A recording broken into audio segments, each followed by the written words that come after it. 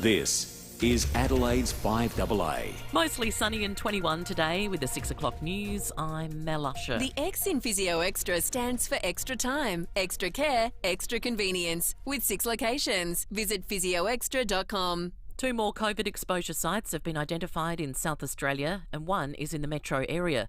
The locations are associated with a positive case in New South Wales. Anyone who was on the run at Port Wakefield between 1:50 and 3:20 yesterday afternoon must immediately quarantine and get tested. While anyone who visited the Metcash distribution centre at Jepps Cross yesterday morning between 8:30 and 9:30 needs to monitor themselves for symptoms. The State Transition Committee meets today. Restrictions on private gatherings, community sport crowds and mask wearing will be looked at. Border bans will also be reviewed. Health experts are carefully monitoring a new COVID strain detected in South Africa. The C12 variant was first identified in May, and there are fresh concerns it is more transmissible. Professor Robert Boy says it has not been declared a variant of concern by global health officials at this stage. Does it transmit much more easily and then therefore produce a lot more numbers? Does it evade the immune response? And then the other aspect, is it more virulent? Is it more likely to put you in hospital or even to kill you? So a variant of concern has one or more of those three things. At the moment, it looks like it might be, but hasn't been declared that yet. Hugh Van Lay's 7 years as South Australian Governor officially come to an end today. Diplomat Frances Adamson will take over as the 36th Governor and will commence her new role in October. Search and rescue efforts have begun in the US state of Louisiana as officials assess the damage in the wake of Hurricane Ida. Nine's Michael Genovese is there. In the small community of Lafitte, a number of residents became trapped in their attic as floodwaters reached ceiling height. Further north, New Orleans has been wiped off the power grid. Nurses in one hospital were left to physically pump ventilators to keep patients alive. It was an amazing thing to see. I was there. I was here in this hospital during Katrina, and it reminded me of that. Hurricane Ida has now been downgraded to a tropical storm. The Pentagon has warned the threat to Kabul airport is ongoing. The last US troops will be evacuated out of Afghanistan today. More than 122,000 people have been evacuated from the country so far, including more than 5,000 Americans. Pentagon Press Secretary John Kirby says there is still time for more rescue missions. The State Department is in touch, we know, with additional American citizens. Again, given the tense security environment that we're dealing with, I think it'd be better to just not talk about it much more than that, but they are in contact. The Duke and Duchess of Cambridge are considering a move closer to the Queen. William and Kate are understood to be looking at relocating to Windsor. There's speculation they could move to Fort Belvedere near Windsor Great Park. Now to FIVEaa Sport. You could win millions with the Hospital Research Foundation Home Lottery. Visit homelottery.com.au. And it's good morning to Tom Wren. And a very good morning to you as well, Mel. Football first, and Port Adelaide forward Orazio Fantasia is unlikely to head in for scans on a sore knee. The club confident he'll be okay to take on the winner of Brisbane and the Bulldogs in next week's preliminary final. Fantasia was subbed out late in the match against Geelong, but is expected to be okay. Meantime, GWS forward Toby Green will front the tribunal this morning as he finds out whether he'll be suspended for making contact with umpire Matt Stevic in his side's 1-point win over Sydney. Well, pay inequality continues to overshadow our Paralympic success. Nine's Eddie Summerfield reports. Winners of our 17 Olympic gold medals were each paid $20,000 by the Australian Olympic Committee, but our Paralympians won't receive a cent for a podium finish. Team USA has introduced pay equality across the Games. Australian co-captain Danny DeToro conceding the Paralympic Committee doesn't have the funding. We just don't have those dollars. Rio Rugby Sevens Olympic gold medalist Chloe Dalton has taken the matter into her own hands to raise money for our podium-bound Paralympians. Try and make a bit of change and even just narrow that pay gap. And finally, in some tennis news to finish, the US Open is underway. Aussie John Millman, though, unfortunately has suffered a straight sets loss and has been knocked out. And that's the FIVEaa Sport. Now the FIVEaa forecast. Head to Foodland, Drake's or IGA for Nutrimate, a new dog roll loaded with healthy nutrients. Mostly sunny today and 21, sunny tomorrow 26, Thursday a possible late shower and 29. Right now it's 13 degrees. More news as it happens on FIVEaa. Don't miss Olympic Industries Whatever the Weather sale on now. Visit olympicindustries.com.au. You're listening to 5AA Breakfast. David Penberthy and Will Goodings. 5 after 6, good morning to you. Welcome to Tuesday on 5AA Breakfast. We've got a massive morning ahead. Coming up today, the Prime Minister of Australia, Scott Morrison, will join us after 7 o'clock. Lots to talk about. Vaccine rollout, COVID, Afghanistan, a whole heap of things we'll put on the agenda with the Prime Minister after 7 o'clock this morning. We'll reflect on it with Phil Curry at 7:30. A little bit later in the morning, we'll be talking about the Save Our Stages petition. Big live concert at the Gov we'll be telling you about. We've got a $100 Waller's gift card to give away, and we might revisit what is now undoubtedly the biggest and most effective hex in the history of Australian media. David Penberthy, good morning to you. Good morning, Will. Good morning, listeners. One of Eric Clapton's much better songs to start the show there. Layla, what a fantastic song that is. Goes forever. There's about 5 parts to it, 7 parts, I don't know, 3 parts anyway. Lots of parts, all of them moving particularly well compared to his latest contribution about the plandemic or whatever he thinks it is. Oh, he doesn't like the vaccines, doesn't like the rules. Bit of nudity on the show today too, Will. I don't mean on the show. No, like, it's a subject matter. Don't, immediately turn off the live stream if you happen to be watching in case you catch a chilling glimpse of whatever it is that may unfold. We're not nude. We're talking about nudity. And well, I think we're talking about South Australian excellence. We are, in nude form. Well, Maslin's Beach. Maslin's Beach has been crowned the 3rd best nudist beach in the world. Don Dunstan's legacy. Part of Don Dunstan's legacy. What a strange legacy it is in some ways. How awesomely weird is South Australia? You can't. There are not a million different things that you can say we're top 3 in the world at, are there? If you're looking around. Well, I think there's something. Well, actually, there's a good point. Maybe you can say we're top 3 in the world in wine. Yeah. Could you? I reckon you'd go France, Italy, as a country, Australia. No. I'm talking about South Australia. South Australia. Well, South Australia is clearly the best wine region in Australia. There's no fight about that. Yeah. So you call a whole state a wine region? Yeah. Well, you say the 3 best wine places on earth are France, Italy, and then South Australia. So why not? 2 countries in a state. Yeah. Because it gets really tricky if you start going down to small. I'm thinking the small locales like Adelaide. So we have the 3rd best nudist beach in the world. What else do we have on the podium that's top 3? Kyle Chalmers? What else is top 3 do we have in the world? We got plenty of athletes in the top 3. Yeah, athletes a bit easier. Places? A completely encircled city by parklands? I could, if I sat down for 20 minutes, I reckon I could come up with a list of, well, okay, green space. I think green space, we could argue, are actually higher than 3. Really? For quantity of green space. Oh, is that true? I don't know. I think it is. Okay. This is like the Invectamin version of the top 3. If you think it is, it will be. Have you ever been to Maslin's? No. Well, look, as far as anyone... Years and years ago. Oh, well, you went there as a nudist? Only once. Really? Yeah. What, just step us through the thought when process. I was at uni, I went there with some friends. And this is houseboat era, Dave, isn't it? Yeah. This is like... So nudity was not uncommon for you at this time? Come on. Hey, listen, I was clad for almost all of the 90s. Thank you, Will. I've got to say, though, I think there's something innately weird about nudism. And I don't want to... I hope the chap who's coming on isn't listening now. The lady. Ms. Weaver. Absolutely, Shaz. But why do people who get their kit off get pretty much exclusive access to one of the absolute best beaches in South Australia? I don't know. And see, they would say, well, hang on, it's not exclusive. There's nothing stopping you from coming along too. So, sorry, I'm not going for a family day at the beach. If some... Hang on, are you going to denounce the 3rd best nudist beach in the world? I just don't think it should be a nude beach. Really? I think it's because it's such a good beach. Should they get a worse beach? Is that what you're saying? They should be like... give them somewhere out sort of lower light way.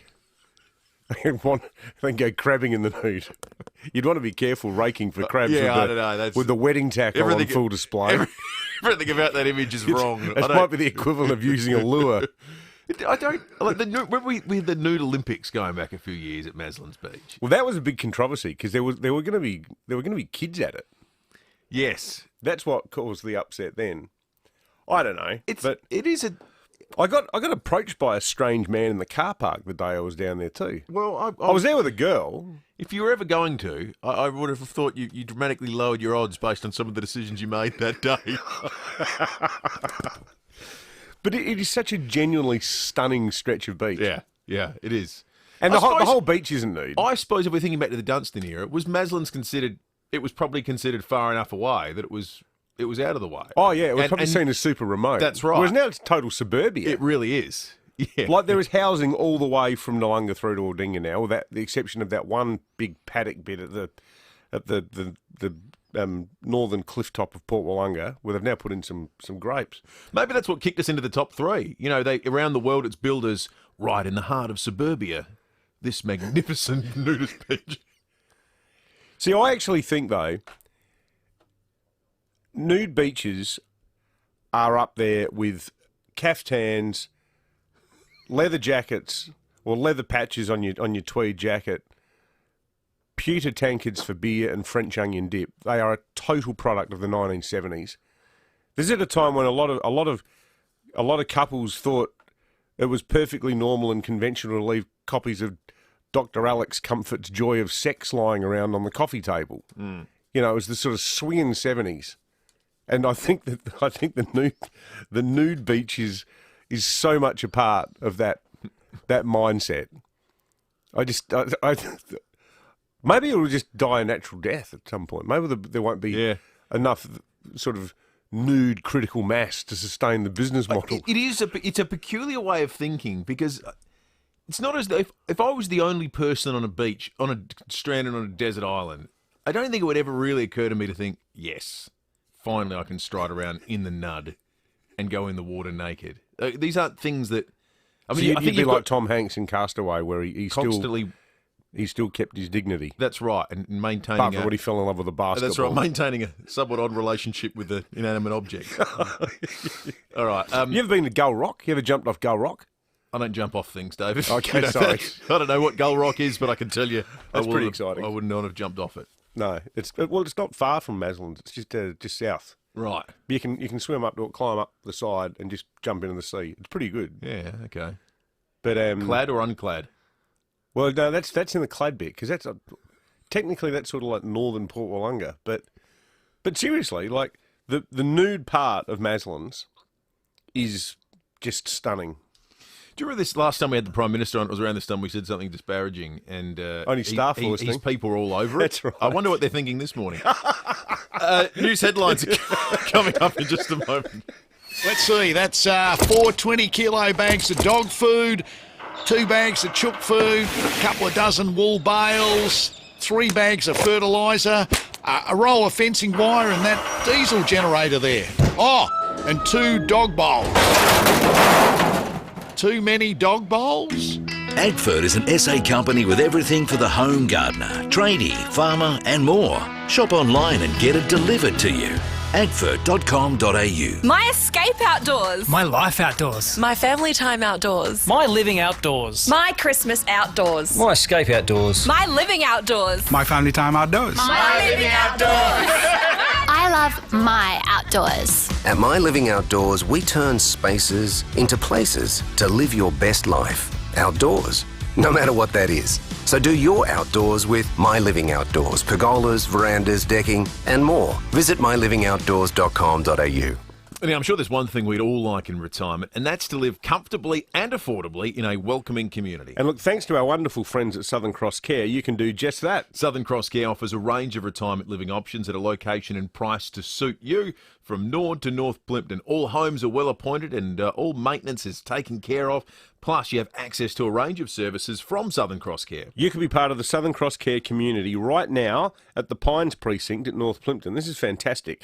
Now, it covers all price ranges too, because there's a delightful one-bedroom unit, just $91,500, or a spacious 2-bedroom villa with a stunning new kitchen overlooking the garden at just $423,900. For more information, visit southerncrosscare.com.au or call 1800 852 772. Palmitoyl ethanolamide. It's a word almost as long as the alphabet, but you don't need to know how to pronounce it, just that it helps minimise the effect of chronic pain. At Green Dispensary, they call it PEA for short, or P. P is a natural fatty acid our body produces to combat pain and inflammation. Sometimes the body doesn't produce enough. At Green Dispensary, you'll find a P supplement that may help you produce more and ease pain. Green Dispensary, 4 locations over Adelaide. You can trust 9 News is live and local. Weeknights at 5, nightly at 6. 9 News.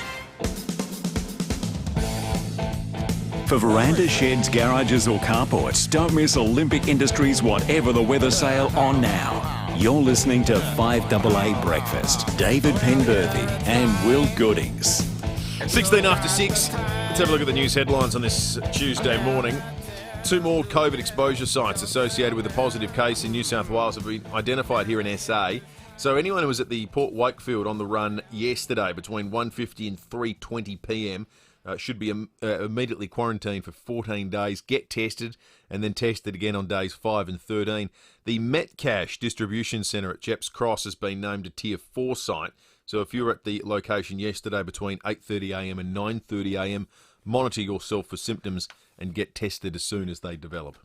The United Nations Security Council has adopted a resolution calling on the Taliban to honour its promise to allow Afghans and foreign nationals safe departure from the country. Officials are discussing the humanitarian situation in the country as the US has just ended its evacuation mission in about the last 20 minutes that happened. So it's the last plane out. Yep, the last plane out. The UN Refugee Agency is concerned for those who will be left behind once Western operations wrap up.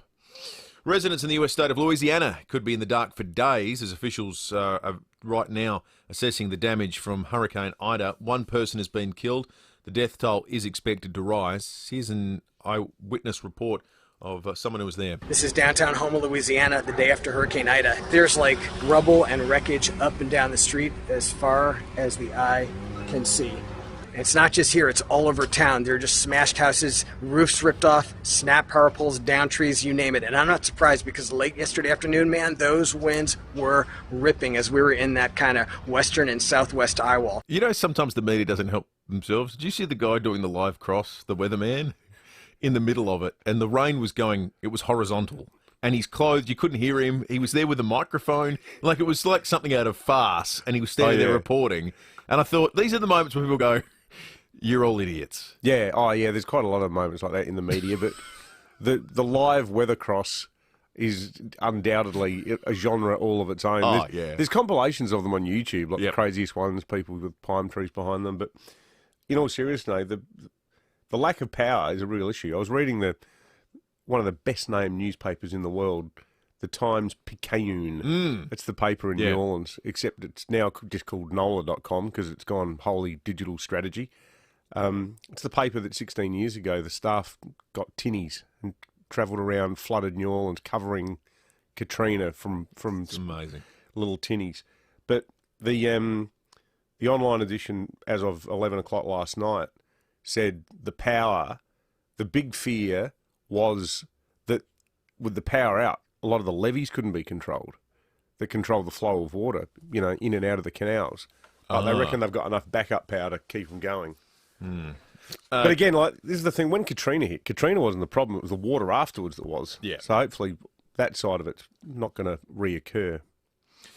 Just confirming that breaking news, CBS now reporting that CENTCOM Commander General McKenzie has officially announced the completion of the US military withdrawal from Afghanistan. So there are no US troops there any longer. It's officially over after 20 years US involvement in that country. Did you see that press conference yesterday where the Taliban guy was standing there talking, looking sort of like semi-civilian dress and standing behind him with these 2 guys with machine guns? Yeah. Well, there was 3 large Air Force transport planes that took off to signal the end of the US withdrawal, and the gunfire rung out over Kabul. It was all celebration and people doing the old shooting the gun into the air, which I always wonder can't end well. Now, COVID restrictions in South Australia will be reviewed when the State Transition Committee meets today. Authorities are going to look at increasing density limits and caps on gatherings. Border restrictions with travellers from southeast Queensland will also be on the agenda. Here's some big news. Hugh Van Ley will sign off today after 7 years as the South Australian Governor. Diplomat Frances Adamson will take over as the 36th Governor, and she'll commence the role in October. So are we effectively governorless? No, he'll be in the... So is there well, maybe it's Grant Stevens. I think it all fits under Grant Stevens' purview. Why not? 4 more years. Why not? 4 more years. A man in his 50s, this is sad, is the first Indigenous Australian to die from COVID-19. The man from Dubbo in Western New South Wales is one of 4 COVID-linked deaths in the past 24 hours. It comes as the state recorded 1,200 new cases. We've hit 1,000 people that have died in Australia as a result of COVID now. Yeah. Some of those Indigenous communities too, it's a real worry what's going on there. And they're so remote. And, you know, they haven't had access to vaccines, a lot of them. It's a tragedy. The United Nations Environment Programme says leaded petrol has been eradicated from the world. The fuel has contaminated the atmosphere, drinking water and crops for nearly 100 years. Algeria was the last country to use it and has now run out. There is no leaded petrol. So I think... What do you put in your car if you drive... In fact, I'd love to know. Any of our listeners drive like an HD or an HR or something like that? Because I had one for a while years ago that only took really excellent stinky leaded fuel. What do you put in them? Do you have to add oil to the petrol, or how do you do it? It's a great question. I don't know. Let us know. 8223 0000. I think we can now officially then just not call it unleaded petrol. It's just petrol, isn't it? Well, there's nothing to compare it to. Exactly right. So it's just petrol, the price of regular petrol, not regular unleaded. Petrol. I'm here for the committee for retiring the term unleaded, considering it's a waste of everyone's time. Well, it's like one of those words that's like it only really works in the negative form. Exactly right. Like incongruous. Yes. Yeah. Like, is congruous even a word? Congruent. Congruent's a word. Congruent is a word. But you never hear someone saying, well, that's congruous. It's the unleaded petrol of words. It is. There's a lot of words like that if you think about it. Now, top of 21 today. Really nice day. It was a really nice day yesterday. There's a few in a row here. 26 tomorrow. Sunny with light winds. Perfect. Thursday is the warmest it'll get, 29. But there's a sort of a bit of a thunderstorm situation developing because there'll be a possible shower. It gets cooler overnight, so that's why we're going to get some storms. It'll be windy late in the evening as well on Thursday night. But during the day, 29. Thank you very much. Beautiful. Friday will be wet, but not as wet as originally forecast, up to 10 mils of rain and 17. Saturday, cool and 15. Sunday, 15. Monday, 15. It's 23 after 6. Let's have a look at some of the texts. We've got a lot of them coming in. A lot of Maslins-related stuff for you to pick through there. Yes, one here. Rob, with one of the great philosophical questions of life, is the nudist beach judged by the quality of the sand or the quality of the nudists? Well, we'll ask. Depends who you ask. We'll ask Recreation SA after 7 o'clock. One here from Mark in Para Hills. He says, nothing wrong with Maslins. Good place to air things out. Beautiful beach, sand, water, etc. Come on, people. Strip off. It's warming up. Good on you, Mark. Sue from Christie's Beach says, I might have seen you down there that day, Sue. I went to Maslins once in the 80s. I was alone because I wanted to nude up and I didn't want anyone I know seeing me. But my boobs and bum got so burned I couldn't sit down on a built-in sheets. Oh, Sue. One-time visitor. Mark from Glenside, he says, why should it be a nudist beach too? He says, on your Penberthy, I agree. We'll fight them on the beaches. We must secure clothing for our time. And Pete from Croydon, correct, talking about Eric Clapton's Layla starting the show at 6 o'clock. He says Layla is played during one of the most classic scenes in Goodfellas. Someone else has also made the observation we finished third in the world's most livable city, so that got us on the podium. So that's a podium finish. Most livable city, third best nudist beach. I mean, the resume's stacking up, isn't it? Yeah. Well, it's good, though, because nationally it means we're number one yet again. 100%. So what the most livable cities were, what, Osaka and Auckland? Yeah, I think Vienna. Osaka and Auckland. Oh, Auckland, sorry. Yeah, Osaka and Auckland. So that means in Australia we're number one. Yes, yeah. Just the best. What are the other two best nude beaches? Tuscany and Dubrovnik. Dubrovnik? Yeah, Dubrovnik. Apparently, have you ever watched, like, Below Deck Mediterranean when they're in Croatia? You better believe it. Yes, it looks magnificent. Is there a bad beach in Croatia? Croatia looks incredible. Maybe we should move Maslins to Croatia. How would the Croatians feel about that? We should do an OB in Croatia. Yeah, that's a good idea. 25 when the after borders 6. open, we should spend like 3 weeks in Split. There's a great idea. That's a fantastic idea. Heck would that be? Do the show, then have a bit of a nana nap. Yeah. Wake up, eat some cevapcicis. They got good beer there too. We might ask the Prime Minister how far away this is from becoming a reality, because it doesn't feel like it's anytime soon. We're going to Split. Yep, 25 after 6. Tom Wren in a moment to Talk Sport. More Australians die of heart disease than any other cause. Every day, 50 families are torn apart. And the heartache lasts a lifetime.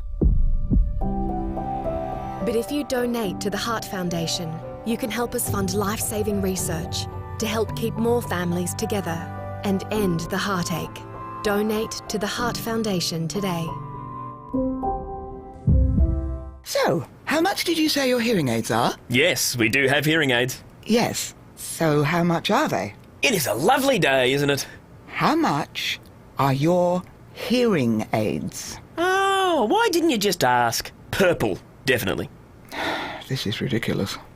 What's ridiculous? Should have gone to Specsavers, because hearing aids shouldn't have hidden prices. For everyday low prices and straight-up advice, visit specsavers.com.au/hearing. Check out this hot weekend getaway to Uluru from NT Now. Private jet charter, flying Adelaide to Uluru direct. Accommodation with daily breakfast, fully hosted. 3 days and 2 nights touring around Uluru. And a stack of other memorable experiences. Uluru by private jet, departing Friday, October 22. Hurry, it's selling fast. Seats are limited from just $2,269 per person. Search NT Now or book online at ntnow.com.au. When a human body is submerged in water heated to 34 degrees Celsius, the body experiences almost weightlessness. This optimises movement and helps provide relief from most forms of chronic pain like arthritis and recovery after major surgeries like knee or hip replacements. Adelaide Hydrotherapy is a new aquatic complex staffed by highly experienced physios and exercise physiologists who can help manage your chronic pain. Speak to your GP about a referral to Adelaide Hydrotherapy and start feeling better today. Taking time to listen can make all the difference.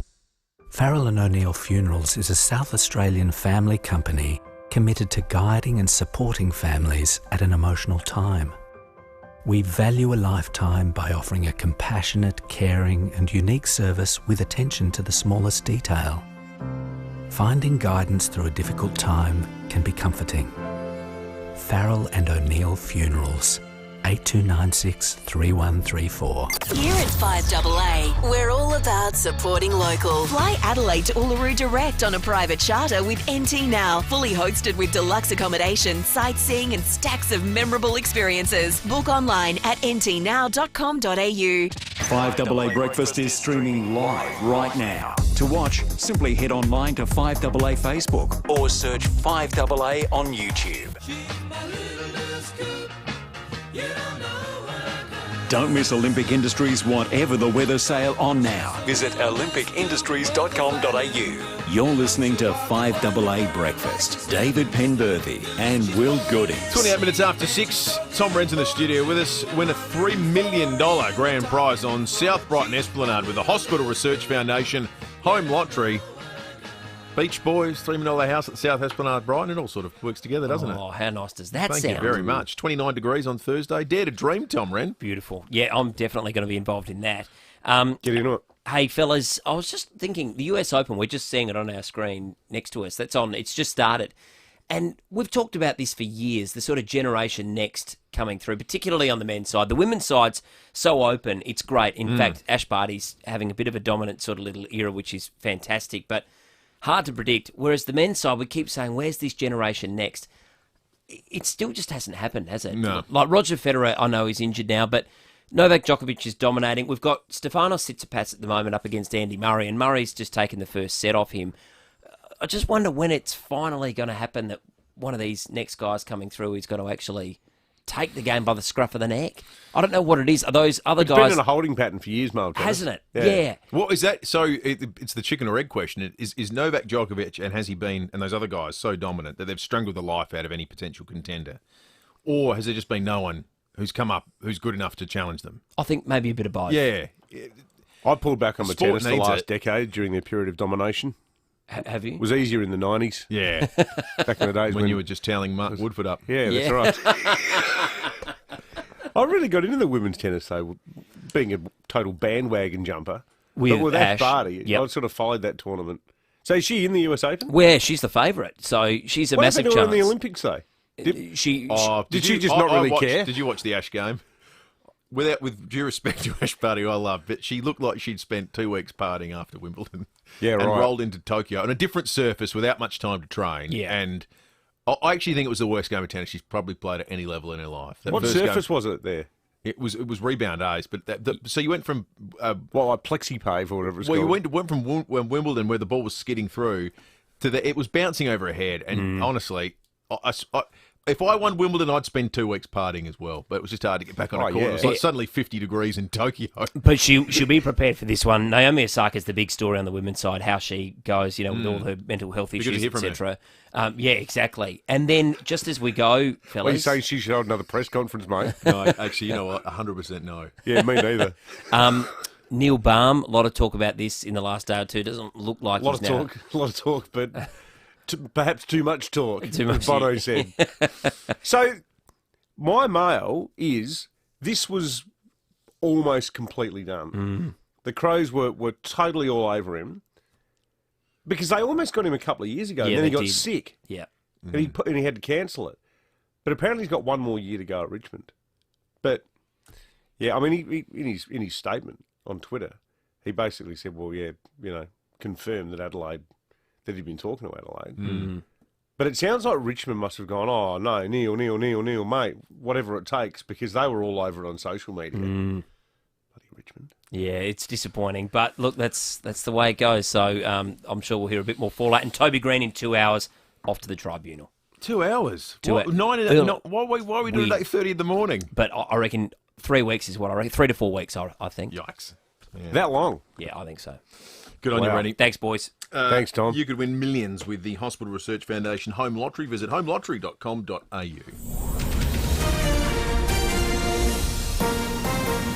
This is Adelaide's 5AA. Mostly sunny and 21 today with the 6:30 news. I'm Mel Usher. Woken with a stiff neck or sore back? Get a Physio Extra appointment today. 6 locations, physioextra.com. 2 locations in SA have been linked to a positive COVID case in New South Wales.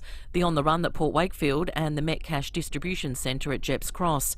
Anyone who visited the service station between 1:50 and 3:20pm yesterday must immediately quarantine and get tested. Anyone at the Metcash site between 8:30 and 9:30am yesterday morning needs to monitor for symptoms.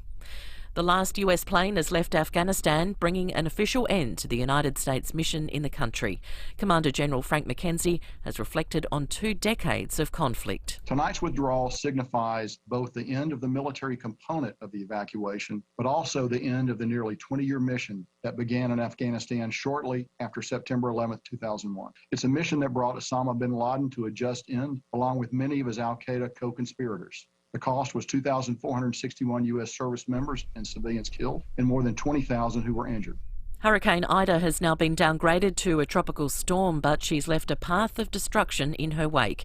Buildings have been flattened and areas flooded across parts of Louisiana. 1 person has been killed, but the death toll is expected to rise. New Orleans suffered a citywide blackout. US President Joe Biden says they're working to restore power as soon as possible. We're in close contact with local electric providers to see what they need. They're all private providers. We don't control that, but we're doing all we can to minimize the amount of time it's going to take to get power back up for everyone in the region. Hugh Van Lay's 7-year term as South Australian Governor comes to an end today. His successor is diplomat Frances Adamson, just the 3rd female governor in the state's history. She'll commence her new role in October. A growing number of cyber criminals are targeting Australia's property and real estate sector. Nine's Lucy Gray has more. Australians are being warned to watch out for fraudulent emails when buying, selling or leasing property. Cybercriminals are creating fake email addresses to impersonate real estate agents and conveyancing lawyers. In the emails, they request payments be made to illegitimate bank accounts. It's often hard to detect as they use hacked addresses or domain names similar to legitimate businesses. The Cybersecurity Centre is advising the entire sector to remain vigilant. Paris has come up with a controversial move to reduce its carbon footprint, reducing the speed limit by nearly half. Nine's European correspondent Steve Marshall reports. From now on, there'll be no more speeding past the Eiffel Tower. The speed limit on nearly all of the streets in Paris has been reduced from 50 kilometres an hour to 30 kilometres an hour. Paris officials said the move will help reduce the city's impact on climate change, while also reducing accidents and making Paris more pedestrian-friendly. The reduction hasn't gone down well with car owners, though. Delivery drivers say there'll be longer wait times, and taxi drivers warned of higher fares. However, polls suggest most Parisians support the idea. Now turning to 5AA Sport. Win a $3 million grand prize on South Brighton Esplanade with the Hospital Research Foundation Home Lottery. It's over to Tom Wren. Thank you, Mel. It might still be well over a week away, but Port Adelaide is confident Orazio Fantasia will be okay to play in Saturday week's prelim final. Meantime, Adelaide CEO Tim Silvers says the club has steadied its financial position after a difficult year last year due to COVID. But he told Rowe the club has bounced back well. We had to draw down some debt, but positively, we look like we're going to get back into the black for season 2021 and might be able to repay some of that debt that we forged into last year. And the positive around the debt is that we didn't put our hand out to the AFL. Meantime, Toby Green will learn in a few hours whether he's free to play in this weekend's semi-final clash against Geelong after he made contact with an umpire last weekend. To tennis, and number 3 seed Stefanos Tsitsipas is locked in a tough first-round battle with Andy Murray at the US Open. The unseeded former champion took the first set from Tsitsipas and had another couple of set points in the second, but Tsitsipas found a way to win the second in a tie-break. That's long. Tsitsipas was clutch at the end of that set when he had to be. Audio thanks to ESPN. The Wallabies are gearing up for a showdown with the All Blacks in the final Bledisloe Cup game at Optus Stadium on Sunday. The All Blacks have wrapped up the series with back-to-back wins, but Wallabies coach Dave Rennie says they still have something to prove. You got to front for 80 minutes against the All Blacks, and we've had periods where, after 15 minutes, they've put us to the sword. And so, we know where we need to be better, and we're certainly a lot better side than what we've shown in the first couple, so keen to make amends this weekend. Let's hope they can do just that, Mel. That is the 5AA Sport. Now the 5AA forecast. Head to Foodland, Drake's or IGA for Nutrimate, a new dog roll loaded with healthy nutrients. 21 today and mostly sunny. Sunny tomorrow 26, then Thursday a possible late shower, but before we get to that, a top of 29. Right now it's 12 degrees. More news as it happens on 5AA.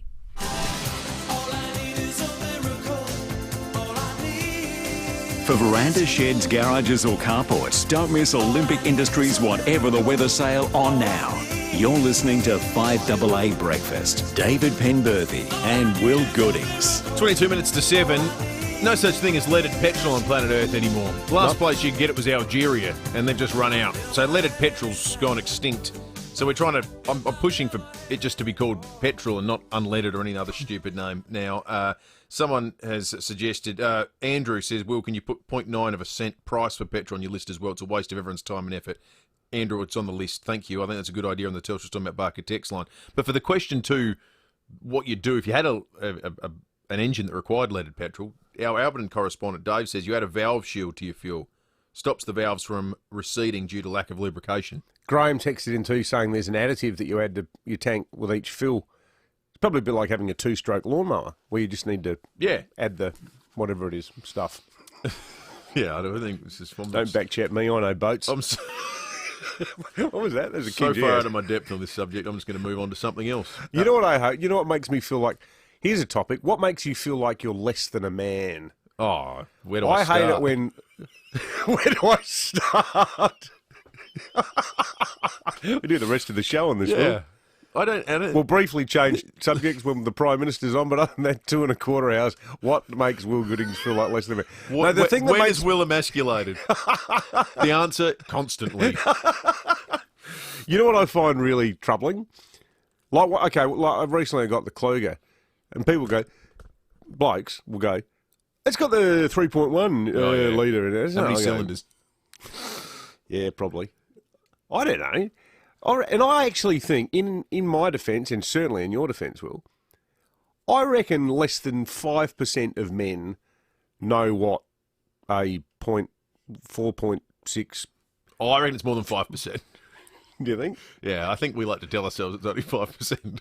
That's why Top Gear was such a good show, because it concentrated on the fun part of motoring. Totally. That was good. Something for everyone. Yeah. Who was that guy, Richard Werrett? What was that show called? Talk? In the 80s? Used to wear a beret. Well, all he used to wear, actually. There's a separate story there. But that was sort of like the breakthrough show for the car lovers. But so much motoring riding just takes the joy out of the whole process. Turns it into this sort of nerdy... But that's my defence anyway. Do you want to continue with the subject of what makes us less than men, or should we move on to something else? Let's move on to something else. Because I'm voting for the latter. There's plenty of options. I tell you, we made a Walder's gift card out of it, and I'd win. There's a new number to call. Have you heard this? If you want an ambulance. Anytime, anywhere. 13 cabs will get you there. Anytime, anywhere. 13 cabs will get you there. Yeah, well, not really, but paramedics are certainly sick of what's happening in SA with health at the moment. Front page story by Brad Crouch in the Tiser this morning. Cases that aren't emergencies people are being sent a taxi instead of an ambulance. That's where we're at with our ambulance service at the moment. So paramedics are sick of this. So what happens is if you call up and it turns out something that's not life or death, often a cab gets sent out. From between January and May, more than 600 people were put into a taxi after being assessed by a paramedic. So the paramedic you probably get one of those ones that's not a full ambulance. You know, those the car that goes out first sometimes and checks you out. Okay, you've broken your leg. You're in no danger. The cab will be here shortly.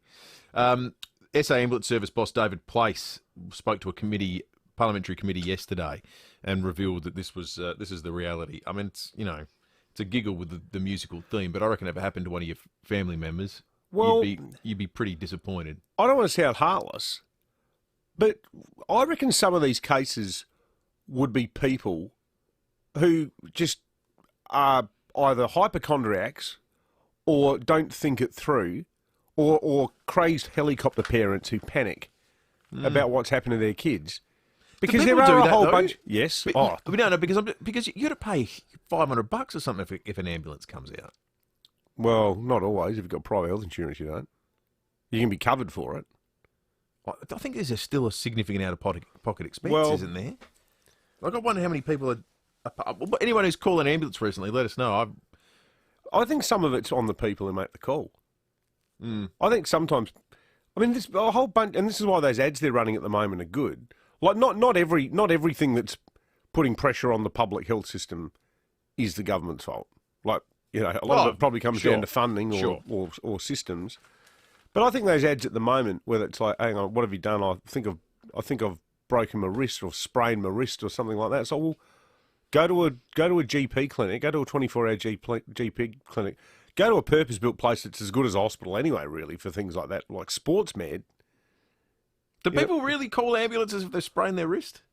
I think they call them for less than that.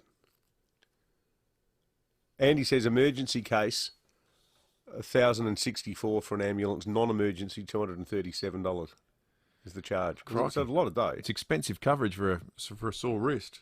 What's your experience been, folks? What happens when you've called an ambulance with the expense? Anyone listening been taken somewhere in a taxi? What level of pain were you in when you were put into a cab to go to a hospital? Let us know, 8223 0000. Have you ever had a situation where you end up like say if I wanted to go from Wayville to Ashford, would you get a grumpy cabbie who goes, I've been waiting in the rank now, this is the only job I get. What's this? $12. Thank you. Cash your card? Does it still work like that? That's right. You can text us and then you get the Uber and the Google Maps isn't working properly, they take you to the wrong hospital. Telstra Oh, still you about said Barker Flinders. text line. You said Flinders. I thought you wanted Lyle McEwen. Andrew from Rosedale says taxis instead of ambulances is fair. Ambulances are for life or death situations. Thank you, Andrew. Interested in your thoughts, folks. 0448081395. Let's check traffic. Is your BMW due for a service? Well, then book your service today at Glenelg BMW on Brighton Road. Good morning. At Northfield, expect delays. Grange Junction Road near Hampstead Road for works, affecting both directions. Speeds reduced there. Woodville Park, slow going. Port Road between Kilkenny Road and Woodville Road for works, speeds down to 40. And Crafers on the freeway down track, got the right lane closed, speeds at 60 for works. Busy on the drive in Marion Road, Passmore Street to Sir Donald Rabin Drive, with cameras Martins Road, Parafield Gardens, Old Port Wakefield Road, Virginia, and Webb Street at Queenstown. Love your lunch with a Porto. Chicken salad, Bondi Burger meal deal or chicken wrapper meal deal, just $9.95 each, only at a Porto. Available before 4 p.m, in-store or takeaway only. Adelaide's most accurate traffic on 5AA. Welcome to Amy's Everyday Arena, where competitor Keith is at the barbie. Oh my, a sausage is on fire. He makes a break for it, clears a hurdle of bikes, and plonks that blazing bratwurst into the bin. Oh, and he's knocked over the shed. Luckily, when accidents happen at home, Amy can help cover it. Who helps cover the challenges of the Everyday Arena? Amy does. Optional accidental damage at home cover is available with Amy Home Building and Contents Insurance. Exclusions apply. Before buying insurance issued by Amy, read the PDS at amy.com.au. No one likes to wait, especially if you're waiting for something really amazing, like a new Mazda.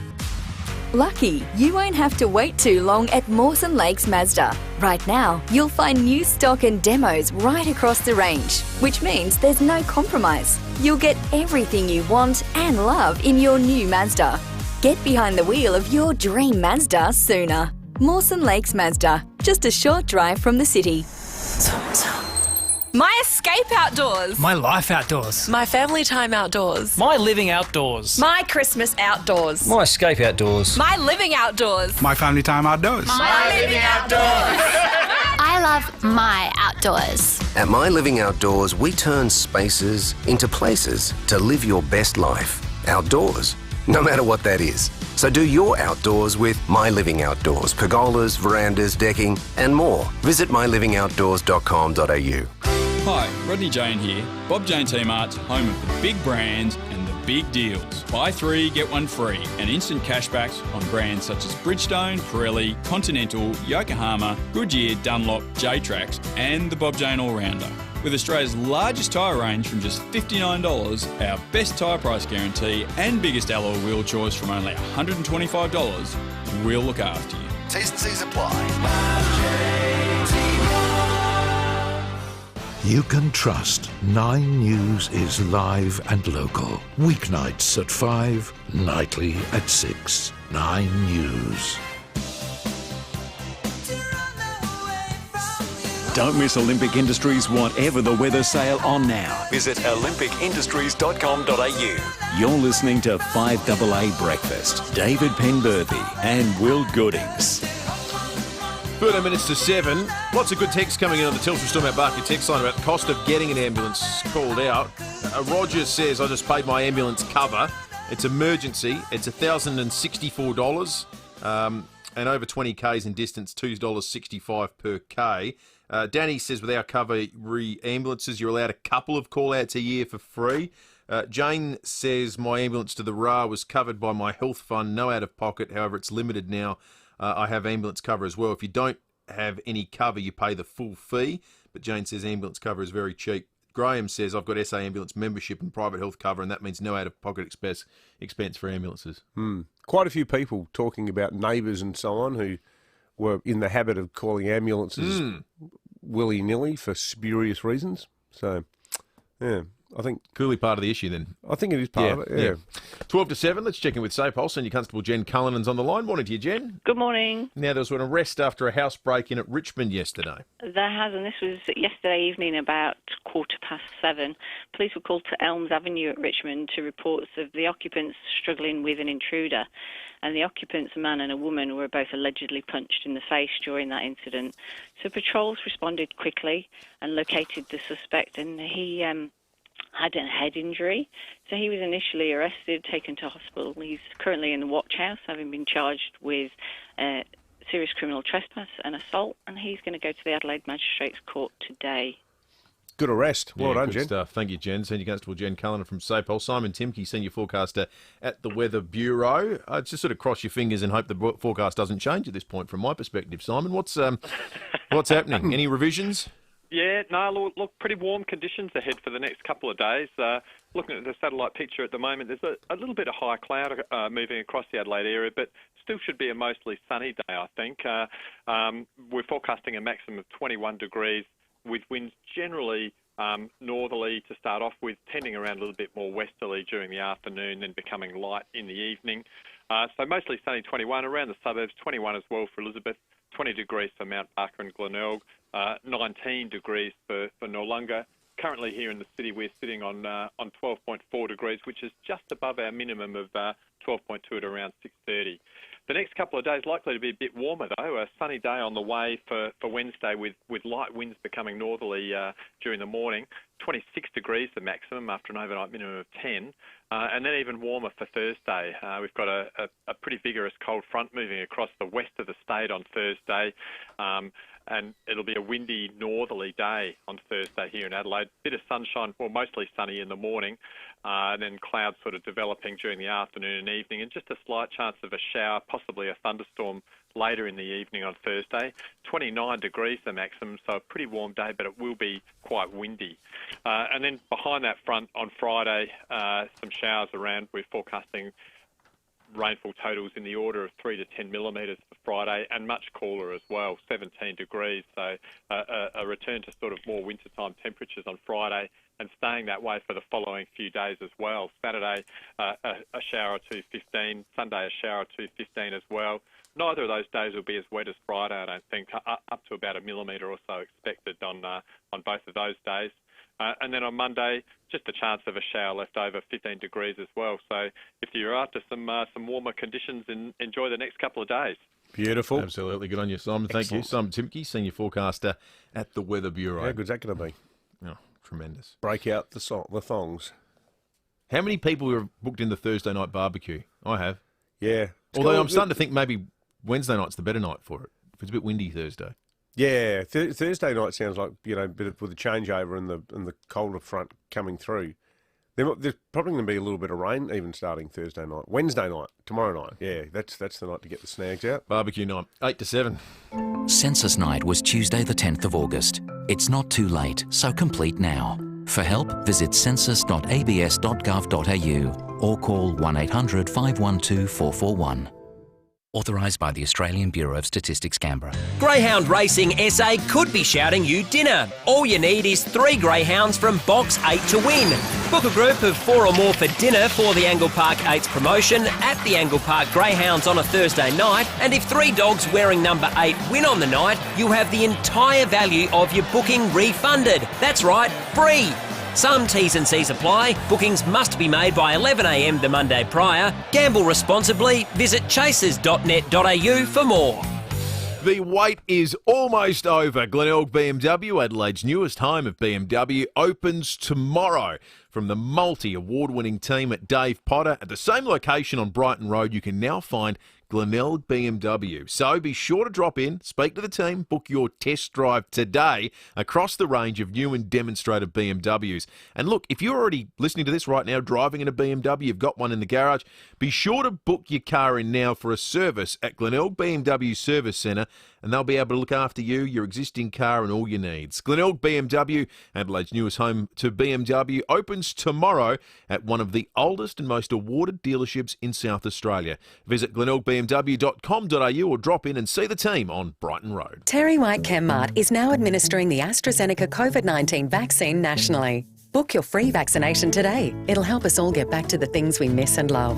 Book now at terrywhitechemmart.com.au. Participating in authorised pharmacies only, excludes Northern Territory. 5AA Breakfast is streaming live right now. To watch, simply head online to 5AA Facebook or search 5AA on YouTube. You turned into the prettiest girl I've ever seen. Happy birthday, sweet 16. For veranda, sheds, garages or carports, don't miss Olympic Industries Whatever the Weather sale on now. You're listening to 5AA Breakfast. David Penberthy and Will Goodings. 6 to 7 is a happy, sweet 16th birthday today to Wong Wong the panda, David. Wang Wang. But I think it's pronounced Wong Wong, isn't it? Is it? Well, you're telling me I've been Wong all these years. Well, let's ask Dr. Phil Ainsley, who's the director of the Adelaide Zoo, about firstly the name, then the birthday, and then some panda-related stuff. Dr. Ainsley, good morning to you. Good morning, David, and good morning, Will. So is it pronounced Wong Wong or Wang Wang? I'm going to say it depends on where you put your emphasis, but we pronounce it Wong Wong. Ah, so Will is right. And So David was Wong. I am Wong Wong. Never been Wonger in my life. Well, not the first time I've mispronounced a word. There's a whole John Blake sketch in that. But big happy birthday to both the pandas, Wong Wong and Foonee. Presumably got Foonee right, Doctor? You got that one spot on. But no, over the weekend we celebrated our annual Teddy Bears Picnic. So we come together with the community to celebrate the birthdays of both Foonee and Wong Wong. So on the weekend, Foonee turned 15, and today is Wong Wong's 16th birthday. So fantastic to have them here at Adelaide Zoo. He's 16, around the age that Wong Wong might realise he needs to get on with a job here. There's a whole sort of, survival of the species problem. Good question. So definitely their birthday usually marks the time as we start to go into the panda breeding season. So later this month, sometime in September to early October, we expect to see annual attempt at trying to breed our giant pandas. This year's going to be a little bit different. Unfortunately, as so many things have been impacted by COVID, normally we see some colleagues come over from the China bases of the giant pandas in China, but unfortunately they won't be joining us, so we'll be doing everything remotely with those guys this year, and our focus, as compared to normally, we use a combination of natural mating approaches and also assisted breeding.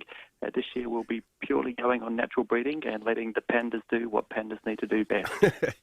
Is there a point, and certainly don't want to, rain on their parade given it's their birthday, Dr. Ainsley, but is there a point at which there's sort of a, white flag moment where you go, look, they've been in the enclosure together long enough. Maybe the chemistry's just not there. Irreconcilable differences. Irreconcilable differences. It's an interesting question. We've seen Foonee and Wong Wong at Adelaide now since 2009. We know when they arrived, obviously they were fairly young pandas. So at their age, currently at that age of 15 and 16, they're now reaching their peak prime for breeding. So we know we've got a number of years ahead of us where we can attempt this. This year it's our seventh genuine attempt, even though they've been in Adelaide since 2009. Early on they were a bit too young, but we're definitely sort of to the business end of where they need to be doing things. The biggest challenge we face is that for the giant pandas, though, you only get this really small window, so you get between 36 and 72 hours each year in which you need that to occur. So it's a once-a-year event, and if they're a bit early or late in they're coming together, then unfortunately it doesn't happen. So the way that, unfortunately, pandas have evolved and have been built, it definitely gives them a difficult reproductive opportunity. How long do they live for? What's the life expectancy of a panda? Yeah, look, in the wild, you'd expect a giant panda to live anywhere sort of around the 20 mark. But under sort of zoo conditions and in captive conditions, we expect to see giant pandas anywhere up to 30. And the oldest panda, which lived in Hong Kong Zoo in the 1970s, she reached 38 years of age. So wow. You guys have definitely got a number of years ahead of them, which is great news. Geez, that's a huge differential. Wong Wong's pretty middle-aged at the moment. It's not certainly not young anymore. He's definitely past his teenagers, so hopefully now he's a bit more focused. And, ready to settle down, maybe. Yeah, fingers crossed, and ready to woo Foonee as we come into breeding in later this month. Well, I mean, young males takes a bit of time to learn the trade. So yeah, settle down. Yeah, I mean, you make mistakes early. That's right. So hopefully holds true for pandas too. Dr. Ainsley, thanks for your time. No, look, thanks so much. A pleasure to speak to you guys this morning. Have a great day. You too. Thanks, Dr. Ainsley. They are gorgeous creatures, aren't they? Yeah, they're excellent. You and your panda vendetta. No vendetta? Vendetta. No vendetta. You think you were interfered with by a panda in a past life? Or... I don't want to talk about it, David. I remember interviewing Mike Rann years ago when the deal was done to get the pandas here.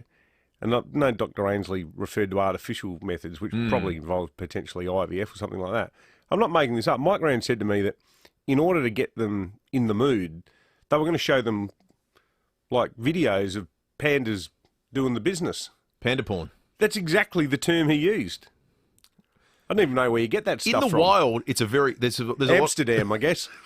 In the wild, apparently there's a very violent element to it that they obviously don't want to replicate in a zoo, because the female will watch the blokes duke it out and gore each other to death, and that's part of the process of getting hot and heavy.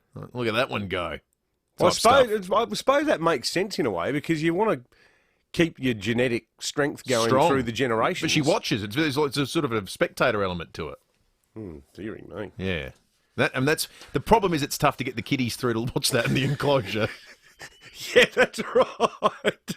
Panda UFC. I tell you what, Sam and I, my 6-year-old son, at night, like when I'm putting him to bed, we always do his sight words for school reading, and then I get on YouTube and go, let's look at some animal videos, and we've been watching frill-neck lizards running, which are hilarious. Then we're doing goannas the other night. But I looked one up about kangaroos, and it had the most terrifying fight between two kangaroos. And again, to impress female Roo, it looked like this kangaroo was going to die. Yeah. Well, they probably do a lot. We just don't. You generally watch it. Yeah. And I was hard to say, let's watch something. I was like, no, leave it on. This is awesome. 7 o'clock, 5AA news time. The Prime Minister coming up in just a moment. Online, on DAB Digital Radio, and on 1395 AM. Talking Adelaide. This is Adelaide's 5AA. Mostly sunny and 21 today with the 7 o'clock news. I'm Mel Usher. The X in Physio Extra stands for extra time, extra care, extra convenience, with 6 locations. Visit physioextra.com. A man and woman have allegedly been punched in the face during a home invasion at Richmond. Police were called to Elms Avenue just after 7 last night, following reports the occupants were struggling with an intruder. Senior Constable Jan Cullinan says a 58-year-old man from Edwardstown has been arrested. He had a head injury, so he was initially arrested, taken to hospital. He's currently in the watch house, having been charged with serious criminal trespass and assault, and he's going to go to the Adelaide Magistrates Court today. 2 more COVID exposure sites have been identified in SA. They're associated with a positive case in New South Wales. Anyone who was at the Port Wakefield on the run yesterday afternoon between 1:50 and 3:20 should immediately quarantine for 14 days and get tested, and then tested again on days 5 and 13. The Metcash Distribution Centre at Jeps Cross has been named a Tier 4 site. If you were at that location yesterday between 8:30 and 9:30 a.m, monitor yourself for symptoms. COVID restrictions in South Australia will be reviewed when the State Transition Committee meets today. Authorities will look at increasing density limits and caps on gatherings. Border restrictions with travellers from southeast Queensland will also be on the agenda. Well, the United States' almost 20-year mission in Afghanistan has officially come to an end. The last US plane left Kabul airport this morning. The Western Rescue Operation is now concluded after getting more than 120,000 people to safety since August 14. Former SAS soldier Ray Hudson says there are still people wanting to leave who haven't been able to get out. The last 2 weeks, I've been working 18 hours a day, volunteering, trying to get people out of Afghanistan. It's worked. I've got some people out on American flights. Residents in the US state of Louisiana could be in the dark for days as officials take stock of the damage from Hurricane Ida. 1 person has been killed, but the death toll is expected to rise. The hurricane has now been downgraded to a tropical storm. The World Health Organization has warned more than 250,000 people in Europe could die from COVID by the 1st of December as high levels of transmission continue. 9's Steve Marshall has more. Citing stagnating vaccination rates along with a lesser rate of inoculations in poorer nations, WHO Europe Director Hans Kluge said there could be another 236,000 deaths across Europe by December. He said approximately half of Europe is fully vaccinated, but the rate of inoculations has now slowed by 14% over the past 6 weeks. The drop has been influenced by a lack of access to vaccines in some countries and a lack of vaccine acceptance in others. Around 1.3 million people in Europe have died from COVID-19 since the pandemic began. Now turning to 5AA Sport. You could win millions with the Hospital Research Foundation Home Lottery. Visit homelottery.com.au. Here's Tom Wren. Morning, Mel. Thank you. Let's start with football. Port Adelaide coach Ken Hinkley says they think Orazio Fantasia will be okay to play in 2 weeks after injuring his knee on Friday night. Hinkley telling Fox Footy he thinks he should be training by the end of the week. He had some surgery on that same knee. I think it was around 10 or 11, and we knew that surgery wasn't going to be probably ultimately the total fix, but enough to get him through the season. And, we're very confident after the way he's pulled up that he'll be okay and available to train, later this week and be right for the prelim. That's good to hear. Meantime, Toby Green is set to front the tribunal this morning to learn whether he's free to play in Friday night's semi-final against Geelong. He's been referred there directly after making contact with umpire Matt Stevick against Sydney. To tennis now, and James Duckworth's in danger of being knocked out of the US Open after leading 2-0. His first-round opponent, Pedro Martinez, won the next 2 sets and is now up 5-2 in the decider. Meantime, Andy Murray and Stefanos Tsitsipas are locked in a tense battle at a set apiece in their match, with Murray now up a break of serve in the 3rd set. Briefly, elsewhere, Australia has progressed to the quarterfinals of the men's wheelchair basketball at the Paralympics, despite going down to Great Britain in the final group match. And Formula One will make rule changes to prevent weather impact short races, just like the one we had at the Belgian Grand Prix. And that's the 5AA Sport. Now checking 5AA traffic. The team at Dave Potter are now Glenelg BMW, opening this Wednesday, Adelaide's newest home for BMW. At Crafers on the freeway down track, right lane closed, speeds at 60 for works. The up track also has speeds reduced from the tunnels to Crafers. Seeing delays already there this morning. Northfield got a few delays there as well. Crane Junction Road near Hampstead Road for works, affecting both directions, speeds at 40. Busy Marion Road, Pasmore Street to Sir Donald Rapin Drive, and Cameras Hancock Road, Teacher Gully, Main North Road, Blair Athol, and Old Port Wakefield Road, our Virginia.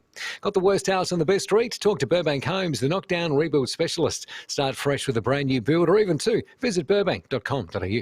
Adelaide's most accurate traffic on 5AA. Now the 5AA forecast. Head to Foodland, Drake's or IGA for Nutrimate, a new dog roll loaded with healthy nutrients. A mostly sunny Tuesday, 21, sunny tomorrow, 26, and Thursday a possible late shower, 29 degrees. Right now it is 12. More news as it happens on 5AA. Don't miss Olympic Industries Whatever the Weather sale on now. Visit olympicindustries.com.au. You're listening to 5AA Breakfast. David Penberthy and Will Goodings. 6 minutes after 7, we're joined by the Prime Minister of Australia on 5AA Breakfast, Scott Morrison. G'day, David. Prime Minister, good morning. Thanks so much for your time. Yeah, g'day, mate. Now, we want to kick off by talking about the Doherty Institute modelling. It's been described as our roadmap out of the COVID quagmire. What do you make of this discussion that with the very high case numbers that we're seeing in the eastern states, particularly in your hometown, that the modelling might need to be looked at again? Well, we've been doing constant sensitivity analysis on this, and the 70 and the 80% figures haven't changed, and we went through that last Friday.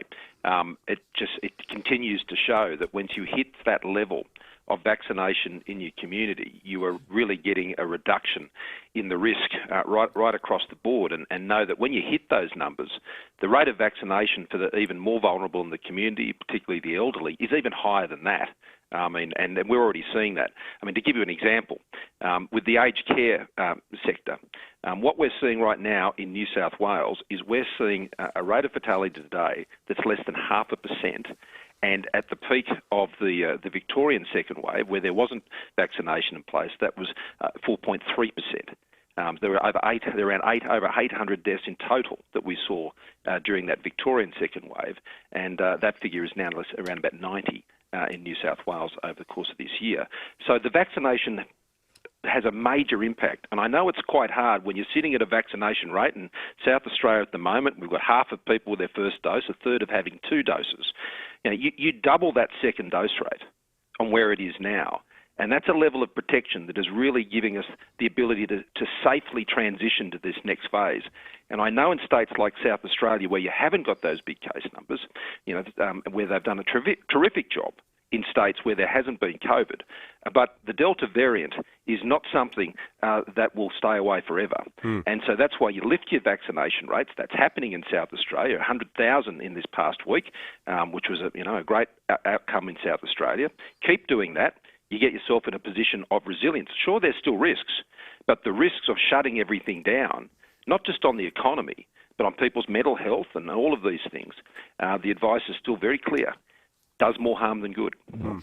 So if the Doherty modelling then does hold come sometime around the end of the year when we hit 80% in various places around the country, what's your message to those states? Is it simply that they need to swallow hard? It means you've got to move forward at the end of the day. Now, you've got to be careful. This is a safe plan. I want to stress that to everyone. This isn't some sort of freedom day. There's no magic in a calendar. There is confidence that you can have in the medical science that has gone into this plan. And what it does mean on the sensitivity analysis we've done is that between 70 and 80, you've got to be careful. That's what they're saying. And once you hit 70, you can't just sort of go open slather. No one is suggesting that. And even at 80%, it's not like we've seen in countries overseas. What we're doing is doing this carefully. We've got great science-based evidence to say at 70%, people who are vaccinated, because they present less of a public health risk to themselves and others, will be able to do things in the event that there were outbreaks and things like that. That they wouldn't otherwise be able to do. That will have more immediate meaning in places like New South Wales and Victoria, where they're in lockdown. In Victoria and South Australia at the moment, well, you don't have those lockdowns. But what it does mean is that you'll need to keep some common sense precautions in place. Right now, South Australia, for example, is doing the first trial of home quarantine. Steve Marshall's doing a great job with this, and that will be the model for the rest of the country. And they're sharing that information with the other states, and that means you'll be able to travel overseas once you get over 80%, and you'll be able to return to Australia, and you'll be able to quarantine at home, not go through hotels. That means we'll be able to bring more people home from overseas. It also means students will start to be able to return. People are coming out on skilled visas, which I know the Premier, he's been saying this to me for not just 3 years, but longer than that, about the need for South Australia to have access to those additional skills to grow their economy. That can happen again at much higher rates than we're seeing now. Prime Minister, can I ask you about the situation in Indigenous communities, particularly in the town of Wilcannia, that it's sort of really not that far from SA. For them, the Big Smoke's Broken Hill, which we regard as part of South Australia. The numbers there are staggering. Is there some role for the Commonwealth? Like, we're talking about relatively small numbers of people.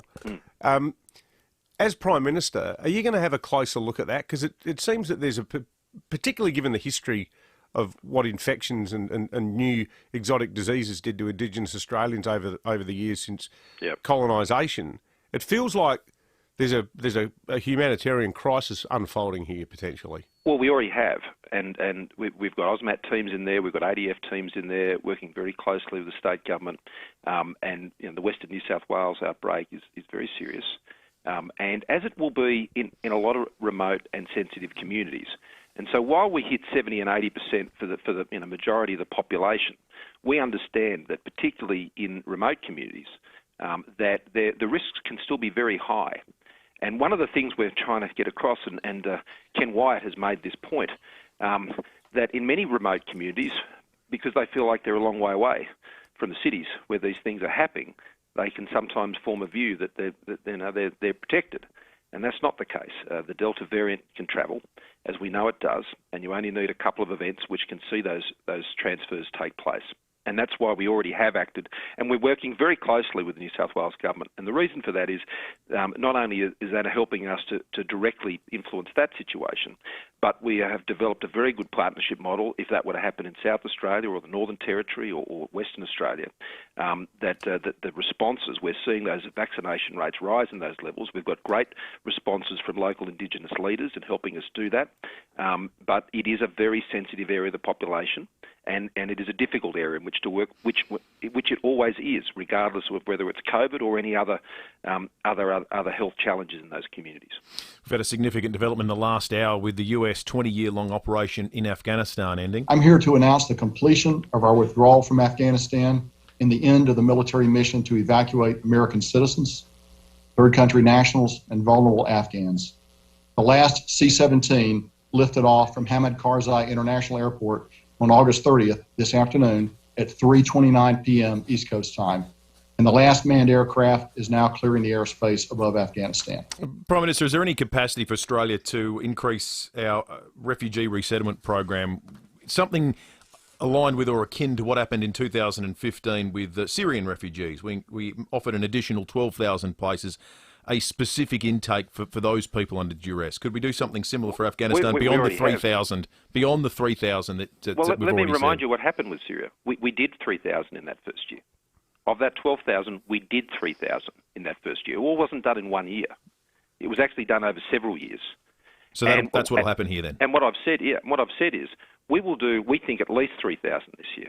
Well, I actually believe it will be more, based on the work that we're already doing. The challenge there will be how people actually get out of Afghanistan, and that's why we have to work closely with the IOM and other international agencies, our partners, the United States, the United Kingdom, etc., to actually see how those pathways can be created, those proper official pathways, and to enable us to fill those numbers. And I've already said that if the overall intake has to be increased to accommodate those additional numbers, then it will be. And that it won't just be this year. It'll be next year. It'll be the year after that, because this will happen over many, many years, is my expectation. And so we will continue to provide that support, as we have since 2013. And in the airlift that we were engaged in ourselves, that airlift ended up being about 4 times what our original expectation was, based on the numbers that we had at the time and what had been advised to us. And we just kept going. And we got as many people out as safely as we possibly could, and over 4,000 people were lifted up on 32 flights. And that included around 600 from other countries, which included Afghans that had worked with other countries as well as those other countries' citizens.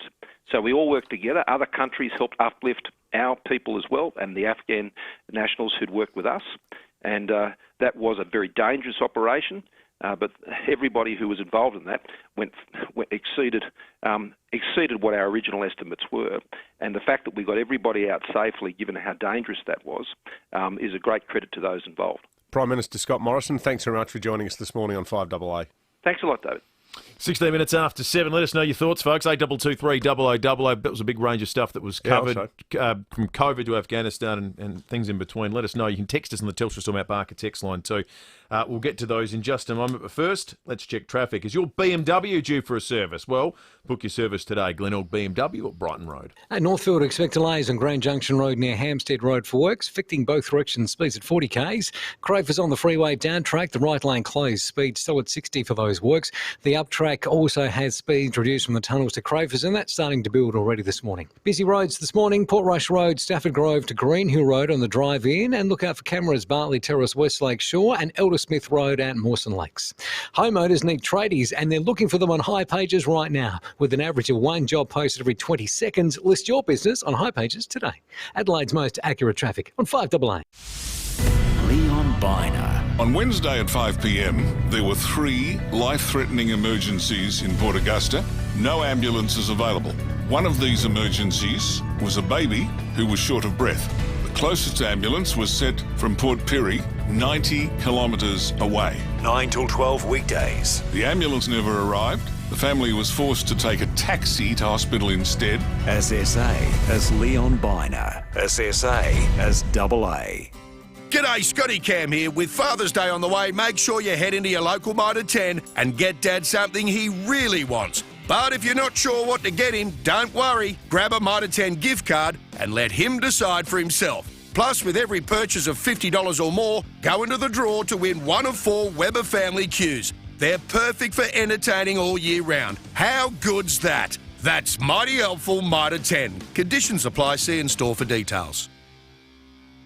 You could easily be living the life, but you'll need to be quick. The 19th at West is selling premium 2, 3 and 4 bedroom architecturally designed homes from just $730K. Stunning homes with a stunning lifestyle. Explore West's green pathways, paddle on the iconic lake, swim at Grange Beach, or play around at the Grange Golf Club. Start building now and move in next year. Hurry, from $730K, they'll sell fast. Visit the19thwest.com.au.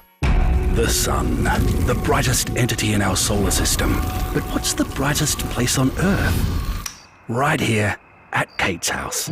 She just installed a home battery in the state that leads the world in home batteries, storing the sun's renewable energy, reducing emissions, making power more affordable. Right here in SA, the brightest place on earth. For your government subsidy and more affordable energy, visit homebatteryscheme.sa.gov.au. A message from the Government of South Australia.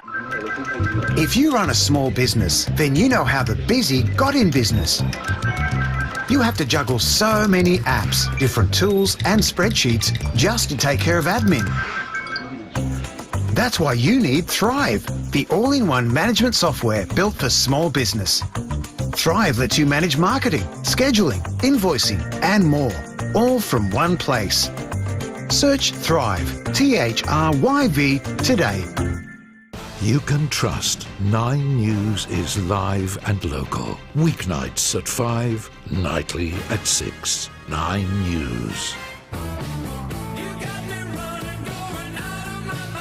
For verandas, sheds, garages or carports, don't miss Olympic Industries Whatever the Weather sale on now. You're listening to 5AA Breakfast. David Penberthy and Will Goodings. 20 minutes after 7. We're claiming this in keeping with the recent acknowledgements of South Australian excellence, like Adelaide being one of the best 3 places on planet Earth to live. You can Best wines. You can file this one away in the trophy cabinet. The dating review website, mydatingadvisor.com, has released a map of the world's best skinny dipping spots. They found Maslin Beach. Maslin Beach is top 3. It's 3rd in the world with a skinny dipping index score of 72.75, which, as you know, David, is exceptionally high. It is. Anything above a 70 is good. Yeah, for sure. I mean, you take it any day of the week. In fact, there's only 3 places on Earth that have enjoyed that score. One of them's in Tuscany. One of them is in Croatia. It's Dubrovnik. The other is Maslin Beach here in Adelaide. We've got a lot of questions about it. The 7 key scoring metrics for skinny dipping friendliness: 1, pollution. Not much there. No, none. Blue flag status. I don't know what it is, but clearly it's good. Weather. Weather, clearly we should have scored incredibly high. Air temperature. Related to weather, you might say. Different category here. 5, water temperature. 6, safety. And 7, hotel cost. It's all good news and probably not news. Hotel cost in Maslin's. Yeah. I don't think there's a hotel there. Okay, well, maybe we got docked a few points. Maybe we were ahead of Dubrovnik, if not for hotel cost. In any case, none of this will be news to Shaz Weaver, the president of Recreations SA Tindo Nudist Club. Shaz, good morning to you. Good morning, boys. How are you? We're good, thanks, Shaz. Can I ask, how long have you been nuding up? Me? Oh, most of my life, love. Yeah, right. What's the thing that makes you want to do it? I don't think it's something that makes you want to do it. It's just sort of something that you do. When I was growing up, my mum and my grandma, it was just around the house. That's what we did. It was just never a thing, that was never in question. We just always did. People, and we've been having a bit of a snigger about it ourselves this morning, but do people mistakenly have a view that there's a sexual component to it? Absolutely. I did a show on Channel 2. They have a beautiful show called You Can't Ask That, and I taped with a group of people around Australia a half-an-hour show, and I actually did it sitting naked next to my son. And my youngest son is a nudist as well, at 1 out of 4. Lucky me. They seem to think, well, why were you sitting naked next to your son? Nudism is not about sex. You don't have to be naked to have sex, but you do need to be naked to be a nudist. Yeah, right. Okay. Have you been to... Just trying to think of doing the sex bit with the clothes on, but... Park that to one side. It's probably not the forum. You can leave your hat on, is what I'm trying to say. Probably not the forum for exploration of that one. Yeah, wrong subject, guys. Wrong subject. Hey, Shaz, have you been to any of these other places around the world? No, I'm a South Australian girl. I haven't been much outside of South Australia. And why would I? We're tops. Yeah, exactly right. We're top we 3. are. We're top in Australia. Maslin's top in Australia, top 3 in the world. Do you know what blue flag status means? I think it's something to do with whether or not, an undertow, like our... Rips. Oh, yeah, right. Yeah.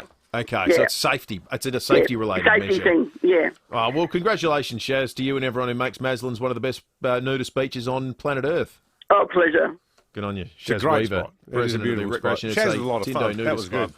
That was It is good. a feather in our I've cap. spotted something that I think deserves a little bit of further exploration, David. In the mydatingadvisor.com rankings, they've also released, in addition, some tips for having fun. This is good. Number 1, be respectful and have discretion. That makes sense. This bit I'm concerned about. Try not to traumatise any small kids. Sometimes the word try doesn't have a place in a sentence. Don't forget sunscreen and bug spray. I think that's entirely reasonable. Sense. Don't skinny dip drunk. Yep. David? Yes, exactly. Number 4, See, I actually think, in all seriousness, the percentage of people who have skinny dipped while not drunk would probably be really low. And you think about, like, in all seriousness, like on the Murray, how many people come to grief doing that? Absolutely. Number 4, I would have slightly higher in the rankings of things to be wary of. Beware of leeches. Leeches. Oh, my God. Make sure your friends are comfortable. 5, 6, keep your eyes on people's faces. 7, no photos. And 8, it's not a big deal. Get over yourself and have fun. So they're the handy tips for skinny dipping. There you go. If any other nudists, any Maslin's residents want to get involved in this, give us a buzz. Ping us a text on the old Telstra Storm Out Barker text line. All right. Is it time that we have a closer look at now what is undeniably the greatest hex in the history of Australian radio? Yes. Toyota Land Cruiser 300 Series is coming to North Point Toyota. Don't miss out. Order now. It is the North Point way. Here is Stephen Rowe yesterday on Neil Balme. Yeah, he's coming back home. Play Can You Feel It? Nah, bugger it. You go get it. Put the bloody thing on. Can you feel it? Oh, can you feel it? Oh, yeah. Why not? Let's why not? Hey, bugger all else to get excited about. You're right. It felt good just playing it, actually. Good on you, Rowie. Yeah. So, woo-hoo. Did you hear me say in the moment, yeah, let's just jinx it anyway? Yeah, well, that was quite prescient of you, Will. I know the power of the Can You Feel It? Its power is now undeniable because Neil Balme's not coming. Last night... We're disabling that button, and particularly for Port fans, there's no way Rowie's doing that about the power winning the are flag. we disabling the button? Because we've got a $100 Wallace gift card to give away after 8:30 today that we might try to invoke the powers of the Can You Feel It for good. Last night at just around 7 o'clock, Richmond Football Club tweeted out a statement in relation to the media reporting on the status of Neil Balme, in which he's quoted as saying, "I appreciate Adelaide Football Club reaching out for a conversation, but Richmond is where my heart is," which they've put in bold. Get stuff, Richmond. And I look forward to continuing to help strengthen the club into the future. Concerns about the fact that he obviously has another year to run on his contract. See, this is the thing.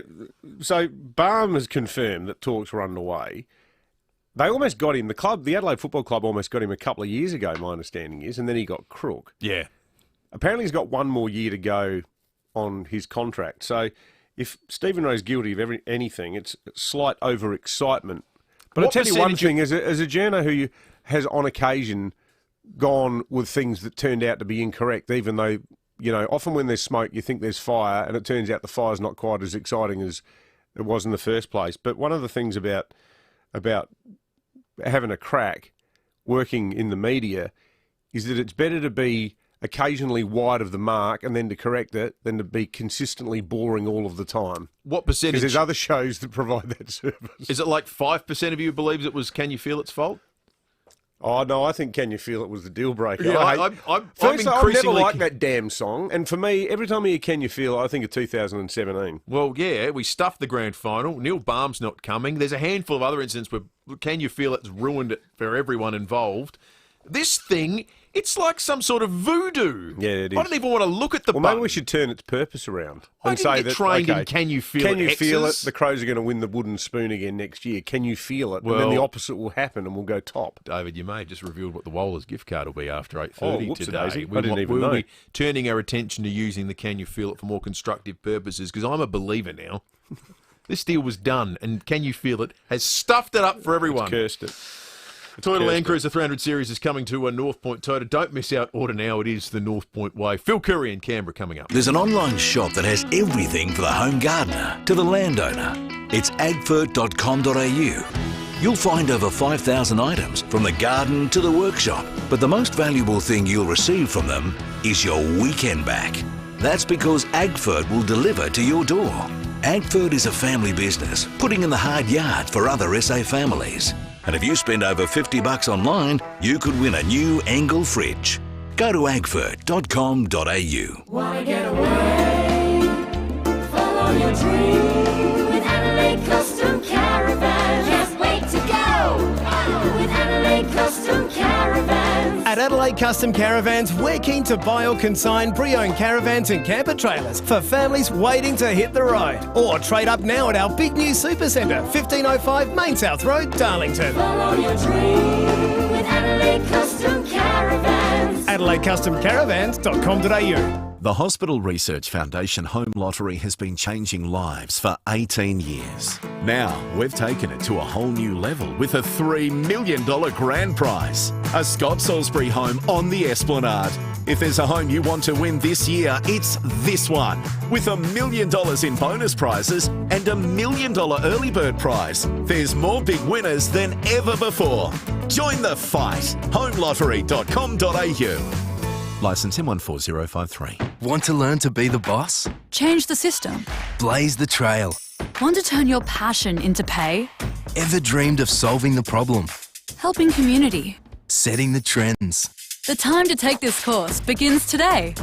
At Torrens University Australia, we can transform passion into careers that bring the best out of you.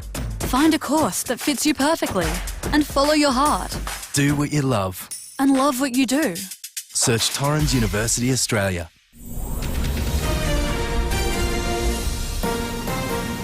This is Adelaide's 5AA. Mostly sunny and 21 today with the 7:30 news. I'm Mel Usher. Woken with a stiff neck or sore back? Get a Physio Extra appointment today. 6 locations, physioextra.com. There's been a violent home invasion in the western suburbs. Senior Constable Jen Cullinan has more. This was yesterday evening about 7:15. Police were called to Elms Avenue at Richmond to reports of the occupants struggling with an intruder. And the occupants, a man and a woman, were both allegedly punched in the face during that incident. A 58-year-old man from Edwardstown has been arrested and will front court today. 2 more COVID exposure sites have been identified in South Australia and 1 is in the metro area. The locations are associated with a positive case in New South Wales. Anyone who was at the On The Run at Port Wakefield between 1:50 and 3:20 yesterday afternoon must immediately quarantine and get tested. Anyone who visited the Metcash Distribution Centre at Jepps Cross yesterday morning between 8:30 and 9:30 needs to monitor themselves for symptoms. The State Transition Committee meets today. Restrictions on private gatherings, community sport crowds and mask wearing will be looked at. Border bans will also be reviewed. An infectious disease expert says a new COVID strain detected in South Africa is yet to be declared a variant of concern. The C12 variant was first identified in May, and there are fresh concerns it is more transmissible. Hugh Van Ley's 7 years as South Australian Governor officially come to an end today. Diplomat Frances Adamson will take over as the 36th Governor and will commence her new role in October. Well, the Prime Minister has flagged even more than 3,000 Afghans will be settled in Australia. Overnight, the US ended its rescue mission out of Afghanistan following the Taliban takeover. The international community has managed to airlift around 79,000 people out of the country over the past fortnight. Scott Morrison says Australia will help resettle many Afghan refugees over the coming years. We will do, we think, at least 3,000 this year. Well, I actually believe it will be more. The challenge there will be how people actually get out of Afghanistan. And that's why we have to work closely with the IOM and other international agencies, our partners, the United States, the United Kingdom, etc., to actually see how those pathways can be created.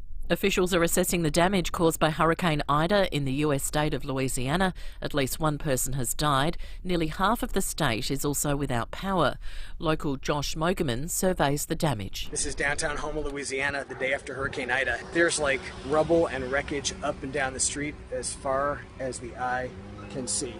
It's not just here, it's all over town. There are just smashed houses, roofs ripped off, snap power poles, down trees, you name it. And I'm not surprised because late yesterday afternoon, man, those winds were ripping as we were in that kind of western and southwest eye wall. The hurricane has now been downgraded to a tropical storm.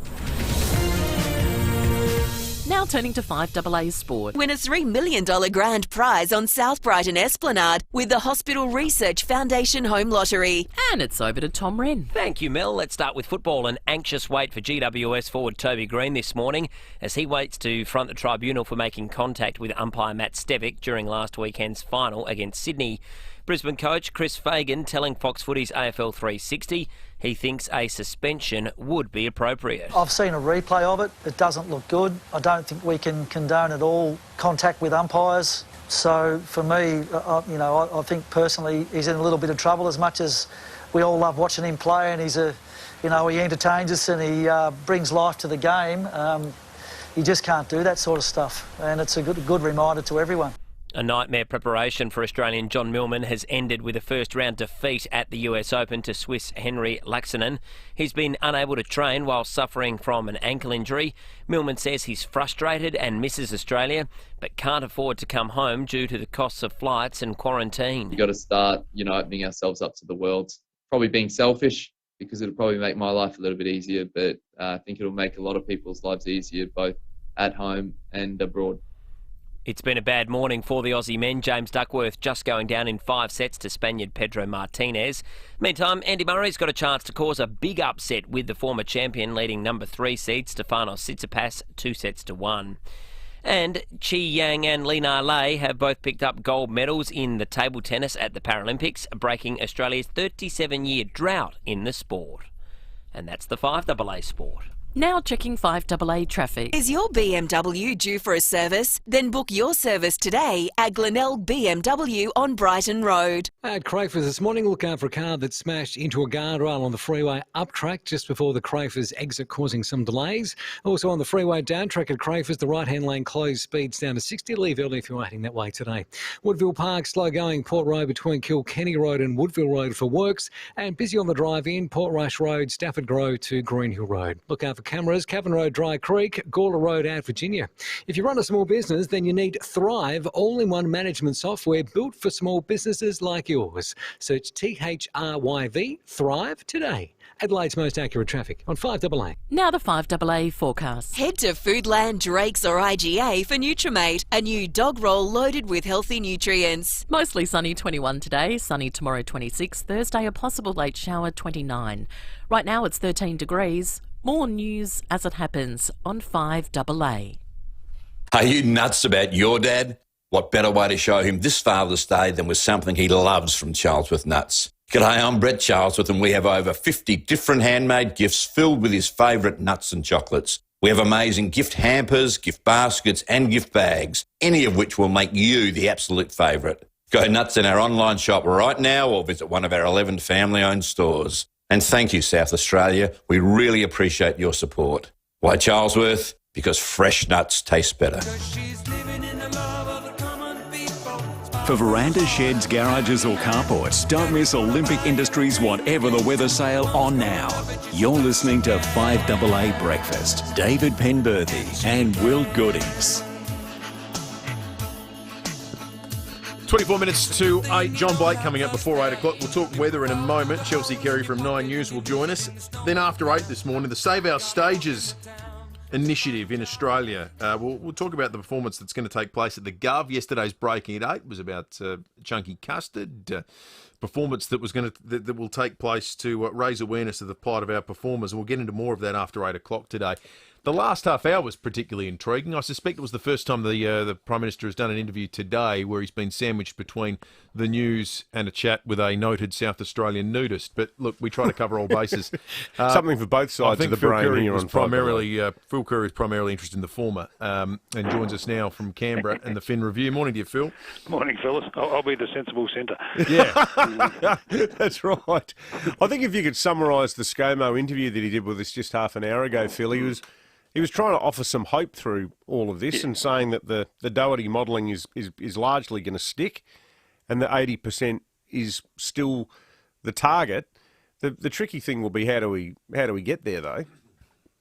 Yeah, I mean, well, the best way to get this is everyone to go get vaccinated as soon as you can, when it's possible. I mean, we sort of talk around this every day about this, that, and everything else. But the one constant is vaccination. I mean, it's the only way out. It is the only way out now on a sustainable basis. So.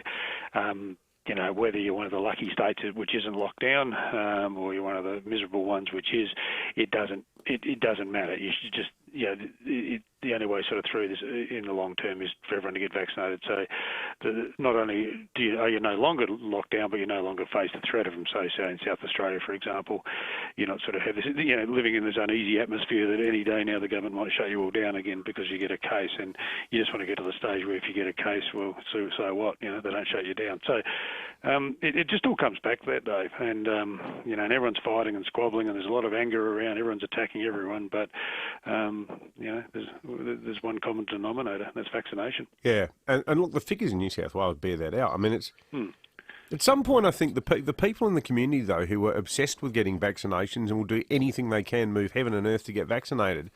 I mean, I just look at, this might sound callous, but I look at the figures, the number of people who've had no vaccinations whatsoever who are sick in New South Wales, and I think, have they been living under a rock? Look, yes, a lot of them haven't, because the vaccines haven't been available too, because of all the mess-ups with the program. But the older ones have had months and months and months to get vaccinated. They have, and there's been a lot of AstraZeneca around, but that's been demonised, and so, I mean, we could vaccinate everyone in the next month. We've got so much AstraZeneca lying around. There's millions of doses unused.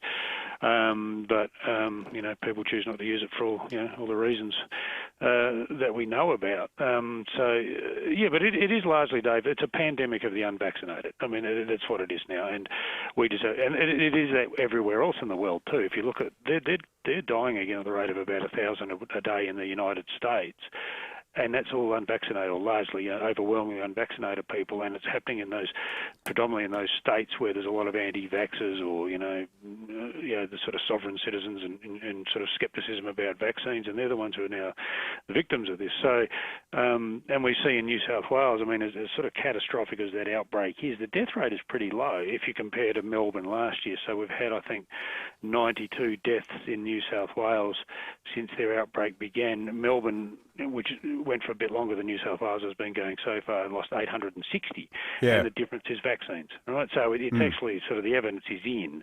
And I saw some statistics last week that the Federal Health Department put out, and 99% of those in ICU and in hospital are unvaccinated. So it's really a case, even if you're in Adelaide now and you think life's good and I went to footy on the weekend, I can tell you, we live in the ACT, we were the best of the lot, in terms of not having a lockdown, and now we're in prison here, just like that, because, some clown went to Sydney and brought it back. So,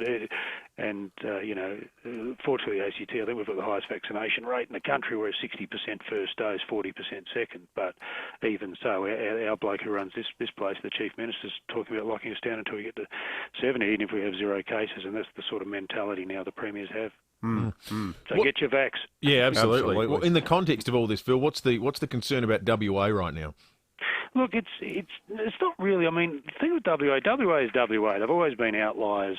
They've always done things at their own speed. And but there was some data went to National Cabinet, and this goes to what we were talking about. So they sort of model how quickly, if you got a case, it's this thing called a ref number, right? So if I caught coronavirus, how many people would I infect? If I came into close contact with, and that's based on, they've sort of modelled this across all the states based on your levels of vaccination and your sort of social distancing protocols. And so WA's got the lowest vaccination in the country, and zero social distancing. You watch the footy there; they've got full crowds and no one's wearing masks, and life is normal there. But this modelling that went to the National Cabinet said, so if they were to get a case, they would have a ref number of 3.1. So say someone caught it there. They would infect 3.1 people, and each of those people would infect 3.1 people. So just by way of comparison, the ACT, it's 0.9. So we're actually, because we're social distancing and lockdown, we're trending to zero. As bad as New South Wales is, they're at about 1.1. So effectively, if you had someone got COVID in WA right now, it would spread 3 times as fast as it's spreading in New South Wales. Now, Mark McGowan would obviously lock down as soon as he found out about it, but the trouble is how many people would be infected by the time you found out about it. And this goes to the point, you're sort of living with this uncertainty. I mean, South Australia, you're at 2.5, so according to this, so that's not very good either. So again, it shows you why everyone has to be so cautious, but at the same time, the only way to end having to be so cautious is just to get vaccinated so you don't have to worry about this anymore. Yeah, good stuff, Phil. Thank you for that. All right, bye-bye. Cheers, Phil. Phil Curry from the Australian Financial Review. 17 minutes. Back to the couch for Phil. Absolutely. Well, he's got nowhere to be. That's crazy, isn't it? Another, who knows how long in Canberra. Yep. All right, let's check traffic. Is your BMW due for a service? Well, book your service today. Glenelg BMW on Brighton Road. At Crafers this morning, look out for a car that smashed into a guardrail on the freeway up track just before the Crafers exit, causing some delays. Also on the freeway down track at Crafers, the right-hand lane closed, speeds down to 60. Leave early if you're heading that way today. Woodville Park, slow going, Port Road between Kilkenny Road and Woodville Road for works, and busy on the drive-in, Port Rush Road, Stafford Grove to Greenhill Road. Look out for cameras, Cavan Road, Dry Creek, Gawler Road out Virginia. If you run a small business, then you need Thrive, all-in-one management software built for small businesses like yours. Search THRYV, Thrive today. Adelaide's most accurate traffic on 5AA. Start building now, and you could be living the life many envy at the 19th. Choose your architecturally designed 2, 3 or 4 bedroom luxury home package now from just $730K. The 19th at West offers an incredible lifestyle. Explore West's green pathways by foot or bike, sail or paddle on the iconic lake, swim at Grange Beach, or play around at the Grange Golf Club. It's all yours from just $730K, but you'd better be quick. Visit the19thwest.com.au today. G'day, Scotty Cam here. Like to win a Weber Family Q? Mitre 10's got 4 to give away this Father's Day. Just make a purchase of $50 or more and you're in it to win it. Plus, if you're a Mighty Rewards member, you'll get a bonus entry with every purchase. And if you're not a Mighty Rewards member, no worries. Join for free when you make your purchase and you'll automatically get your bonus entry. Too easy. That's mighty helpful, Mitre 10. Conditions apply. See in store for details.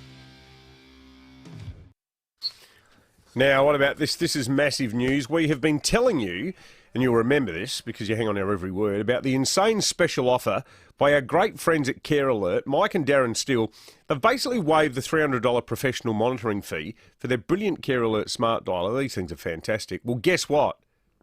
Hop to it because it's ending this coming Friday. Oh, dear. I suspect people across this less because they hang on every word, but more because they know a good deal when they hear one. And exactly. This is the best of the deals.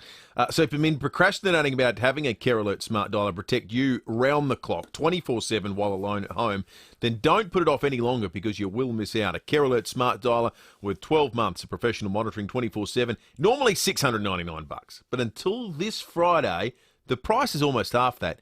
Pay just $399. And look, what you're paying for here is peace of mind. And if you get in this week, you are paying a significantly smaller amount for it. Now, there's just a small monthly SIM card fee, but to have your very own Care Alert smart dialer with professional monitoring done right here in South Australia, that is an incredible offer. Certainly is. So don't miss out. $399 for a Care Alert smart dialer that includes 12 months of professional monitoring. You must call to get this special. So the number is, this is the easiest to remember number in the history of numbers. 1300 75 85 95. I don't know why, but we've had multiple scientists confirm that fact. 1300 75 85 95. For news you can trust delivered straight to you, subscribe to The Advertiser. Enjoy full digital access plus weekend paper home delivery for just $5 a month for the first 3 months. Conditions apply. Search The Advertiser offer today. Right now, at Lordman & Pank Optometrists, receive 20% off lenses and lens extras when purchased with a frame. Hurry into your Lordman & Pank store today as this offer is only available until 26 September. T's and C's apply. Lordman & Pank. We care for eyes. 5AA Breakfast is streaming live right now. To watch, simply head online to 5AA Facebook or search 5AA on YouTube. Don't miss Olympic Industries Whatever the Weather sale on now. Visit olympicindustries.com.au. You're listening to 5AA Breakfast. David Penberthy and Will Goodings. 12 to 8, John Blake coming up in just a moment. I reckon today's the best day to deliver a weather forecast because everything that's coming is excellent and it seems to only get better over the course of the next 72 hours. Jess Braithwaite has the happy duty this morning from 9 News. Jessica, good morning to you. Morning, guys. Welcome to the last day of winter. Oh, yes. Although it's not feeling very wintry, is it? It's sensational. Not at all. It's only going to get better. Oh, I'm sitting on my deck. I can feel it's only early in the morning, but when you can sort of feel that nice warmth in the air. But yeah, today we're heading for a mostly sunny 21 degrees to wrap out the season. And then tomorrow, first day of spring, up to 26 degrees. Nice and sunny, not a drop of rain in sight. So spring definitely got the memo there.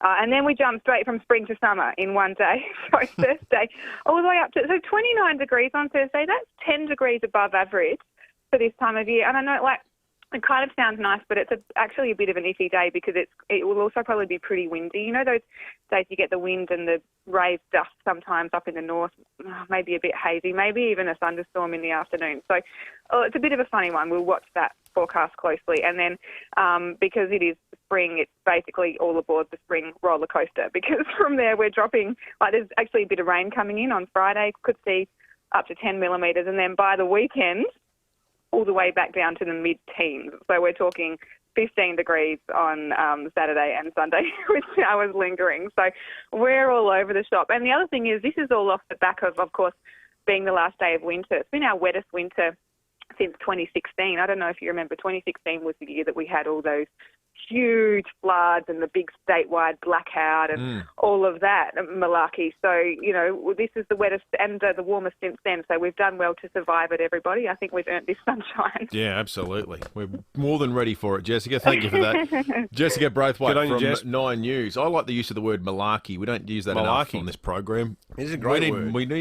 We need to malarkify things. Exactly right. By about 10%. Up the malarka factor. Yeah, exactly. Deploy the malarka. Exactly right. Apologies to any Greek people. I think that came out wrong. Yeah. Is it against the rules if it's another language? I think it is. 100% is. Swearing in foreign languages on radio is against the rules of the Australian Broadcasting Act, so we unreservedly apologise. I'm glad we made that abundantly clear. Yeah. It's not the worst word in the world, though. Okay. Malacca. All right. There's a body of water in Malaysia named after the Malacca Straits. There you go. Malacca Corner here in Adelaide. It's just a geographic descriptor that we were joking about. Greek Australians must walk past that Malaysian restaurant in the market and laugh every time they see it. Malacca Corner. Crazy Malacca Corner. Now, we've got a few texts coming through on the Telstra Storm Mount Barker text line. Scott's identified an issue on the roads. Crossroad, just near the weight grounds, a motorbike crashed into a car holding up traffic. That was a little while ago. If you can get an update on that for us, we'd appreciate it. 8223 0000 or text us on the Telstra Storm Mount Barker text line. Now, Karen's texted us saying, good morning. You're aware of a group of South Australians stranded in Broken Hill waiting to cross the SA border to get home. My sister and her husband have been stuck there for over 2 weeks now. They're both fully vaccinated and all too willing to isolate for any amount of time at home just to get here. That seems pretty ridiculous. That does seem totally ridiculous. Yeah. Well, that was because of the huge surge. And look, I mean, I guess the counter argument is, and I'm not advocating it. I'm just saying this is the counter argument. Wilcannia's 200 k's away. A fifth of the people in Wilcannia have got COVID, and most of them aren't immunised. So that's the thinking. But when you get down to the specific cases and you go, hang on, listen, we get the thinking, but we are immunised and we can tell you exactly where we've been.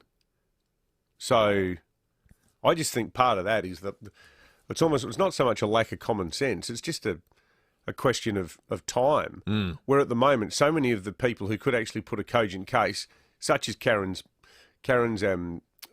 family, you just wonder, are there too many things in the in-tray at SA Health for them to even look at things like this? I reckon that's a big part of it. And it's probably part of it we don't talk about enough. I mean, how many people have got suddenly dedicated to a 24/7 call centre, or people that are dedicated to processing applications or updating the website these sort of jobs that didn't exist 18 months ago. And how many times I've heard from so many people saying, "Well, we got back from we got back from Sydney, and we got a text saying you don't need to isolate. Then we got a text saying actually you do need to isolate." Like there's been heaps of people going, "Well, hang on, I don't even know what's going on." I think it's the volume of work where the default position becomes massively on the side of caution. Absolutely. And go, Yeah. You know what? We'll just, sorry, Broken Hill people, you can sit there for a while longer because we've got other stuff to worry about. Yep. That's the reality. Now, importantly, we've received a ruling from our Greek community, David. Top Gun Jimmy, one of our Greek listeners, has made an official ruling. Malacca is not a bad word. Okay.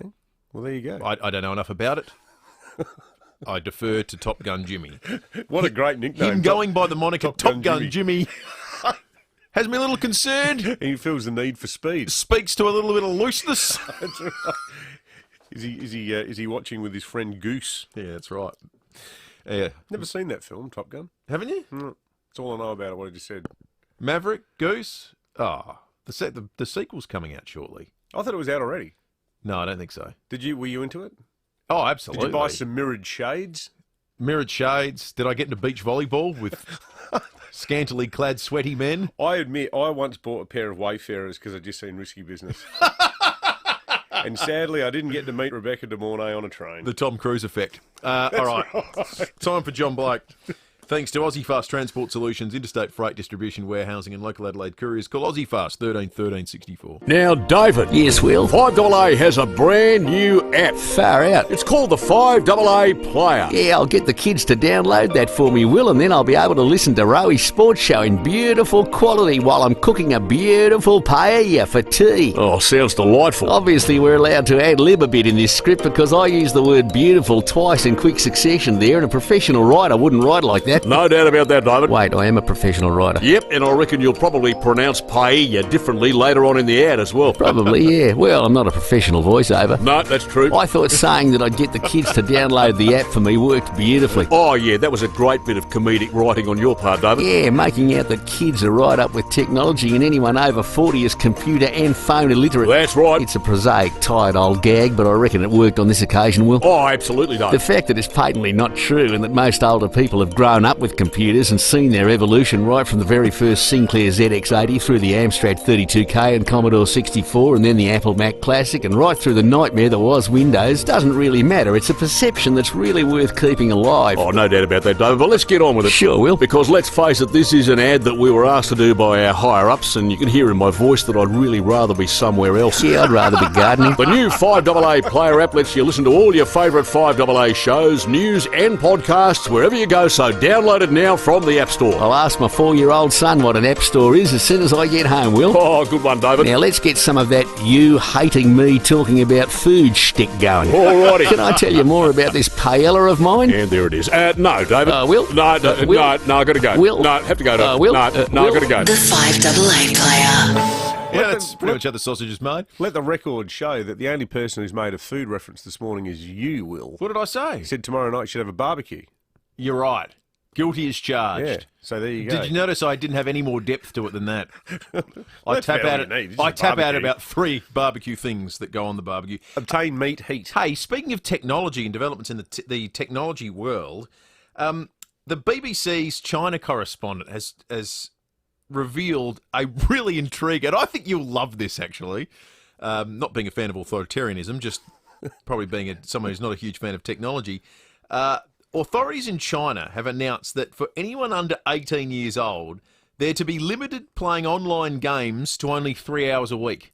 That's Seriously? a rule from the government. Seriously? And here are the hours, David, because they don't do half measures in China. 8 till 9 p.m. on a Friday, Saturday and Sunday. 8 to 9 p.m.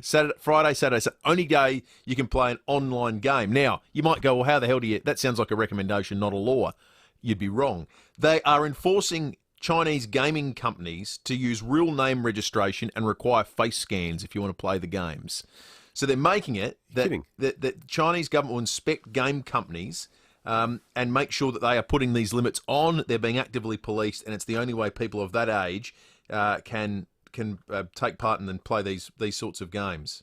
That's incredible. So the National Press and Publication Administration made the announcement in response to concern regarding gaming addiction in China. See, I actually think there would be a lot of parents who would probably go, that's not such a bad idea. There were lots of parents that have commented on social media following the story saying, well, that sounds all right to me. So, you know, the interesting thing is, it all changed in about 1977 when Atari produced Pong. Now, up until that point, if you wanted to play pinball, was a social. You had to go to an go to the arcade. fish shop. Yep. You had to get on your treadly, in my case, go down to Dawes Road to the old fish shop that was there and get all your 20-cent pieces and play some Scramble or Gallagher or Asteroids, all those great games from the golden era of gaming. But when Pong was invented, I remember going to the Ogdens, childhood friends, they had the Atari, and we spent hours playing Pong. What about Pong? 2 sticks and a square-shaped ball. Genius. Donk, donk, Yep. donk. You played it all day. But that was the tipping point at which the amusement entered the home, and it's just been like just crazy growth since then, hasn't it? How's China though? We're putting an end to that. And here are the hours you can do it. See, the weird thing about the Chinese sort of public collective consciousness probably, though, is that even if they didn't have the face scanning, I reckon it's so compliant that so many people probably go, well, that's what the government said, so we'd better do it. I think VPNs and things to get around blockers and censorship are most prolific in China. And there's still a lot of people. Could it work here? Maybe we should ring our mates at Joslin, get them to come on the show and say, do they see an application here for South Australian? We haven't spoken to the Chinese consulate there in Joslin for a while. I wonder how they're going. If any of them are young, they won't be playing video games during most of the hours. No Fortnite for them. 5AA News Time. Just when you thought you'd chosen your next car, the Kia online ordering system is here. Order your brand new Kia from the comfort of your own home, and one of our trusted dealers will deliver your new car right to your doorstep. It's never been easier. And with Australia's best 7-year warranty, it's easy to see why more people are choosing Kia than ever before. For more information on how you can order your new Kia online, visit kia.com/au. Kia, movement that inspires. G'day, it's Rowie here with some great news. 5AA has a brand new app that lets you listen to all your favourite 5AA shows, news and podcasts wherever you go. It's called the 5AA Player and it's so easy to use. Even a dinosaur like me can figure it out. Stay up to date with all the big sporting stories around town, plus so much more. It's all at your fingertips, all in crystal clear sound. Get the new 5AA Player app now, completely free and ready to download from the App Store. You can trust 9 News is live and local. Weeknights at 5, nightly at 6. 9 News.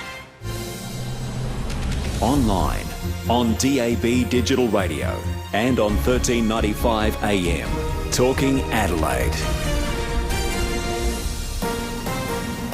This is Adelaide's 5AA. Mostly sunny and 21 today with the 8 o'clock news. I'm Mel Usher. The X in Physio Extra stands for extra time, extra care, extra convenience, with 6 locations. Visit physioextra.com. The US has completed its Afghanistan withdrawal with the last plane leaving this morning. It brings to an end the almost 20-year mission in the country. The last Australian troops and civilians left last week. Over 4,000 people were taken out on 32 flights. And Prime Minister Scott Morrison has told 5AA Breakfast that included people from other countries. So we all work together. Other countries helped uplift our people as well, and the Afghan nationals who'd worked with us. And the fact that we got everybody out safely, given how dangerous that was, is a great credit to those involved. 2 more COVID exposure sites have been identified in South Australia linked to another truck driver. Kendall Brettick says one is in the metro area. The SA locations are associated with a positive case in New South Wales. Anyone who was at the On The Run at Port Wakefield between 1:50 and 3:20 yesterday afternoon must immediately quarantine for 14 days and get tested, and then be tested again on days 5 and 13. While anyone who visited the Metcash distribution centre at Jeps Cross yesterday morning between 8:30 and 9:30 needs to monitor themselves for any symptoms. More details are on the SA Health website. A man and woman have allegedly been punched in the face during a home invasion on Elms Avenue at Richmond. Police were called just after 7 last night. A 58-year-old man is in custody ahead of a court appearance today. Hugh Van Lay's time as South Australian Governor comes to an end today. Labor leader Peter Malinaskis has paid tribute to his dedication and service. Hugh Van Lay and Mrs Lay came to Australia with literally nothing apart from hope and opportunity, and they have been working incredibly hard to give back to the country that gave so much to them for the last 7 years, and we are incredibly grateful for their service. Diplomat Francis Adamson will succeed Hugh Van Lay. Cyber criminals have been targeting the real estate sector. Hackers are impersonating real estate agents and conveyancing lawyers by sending fraudulent emails.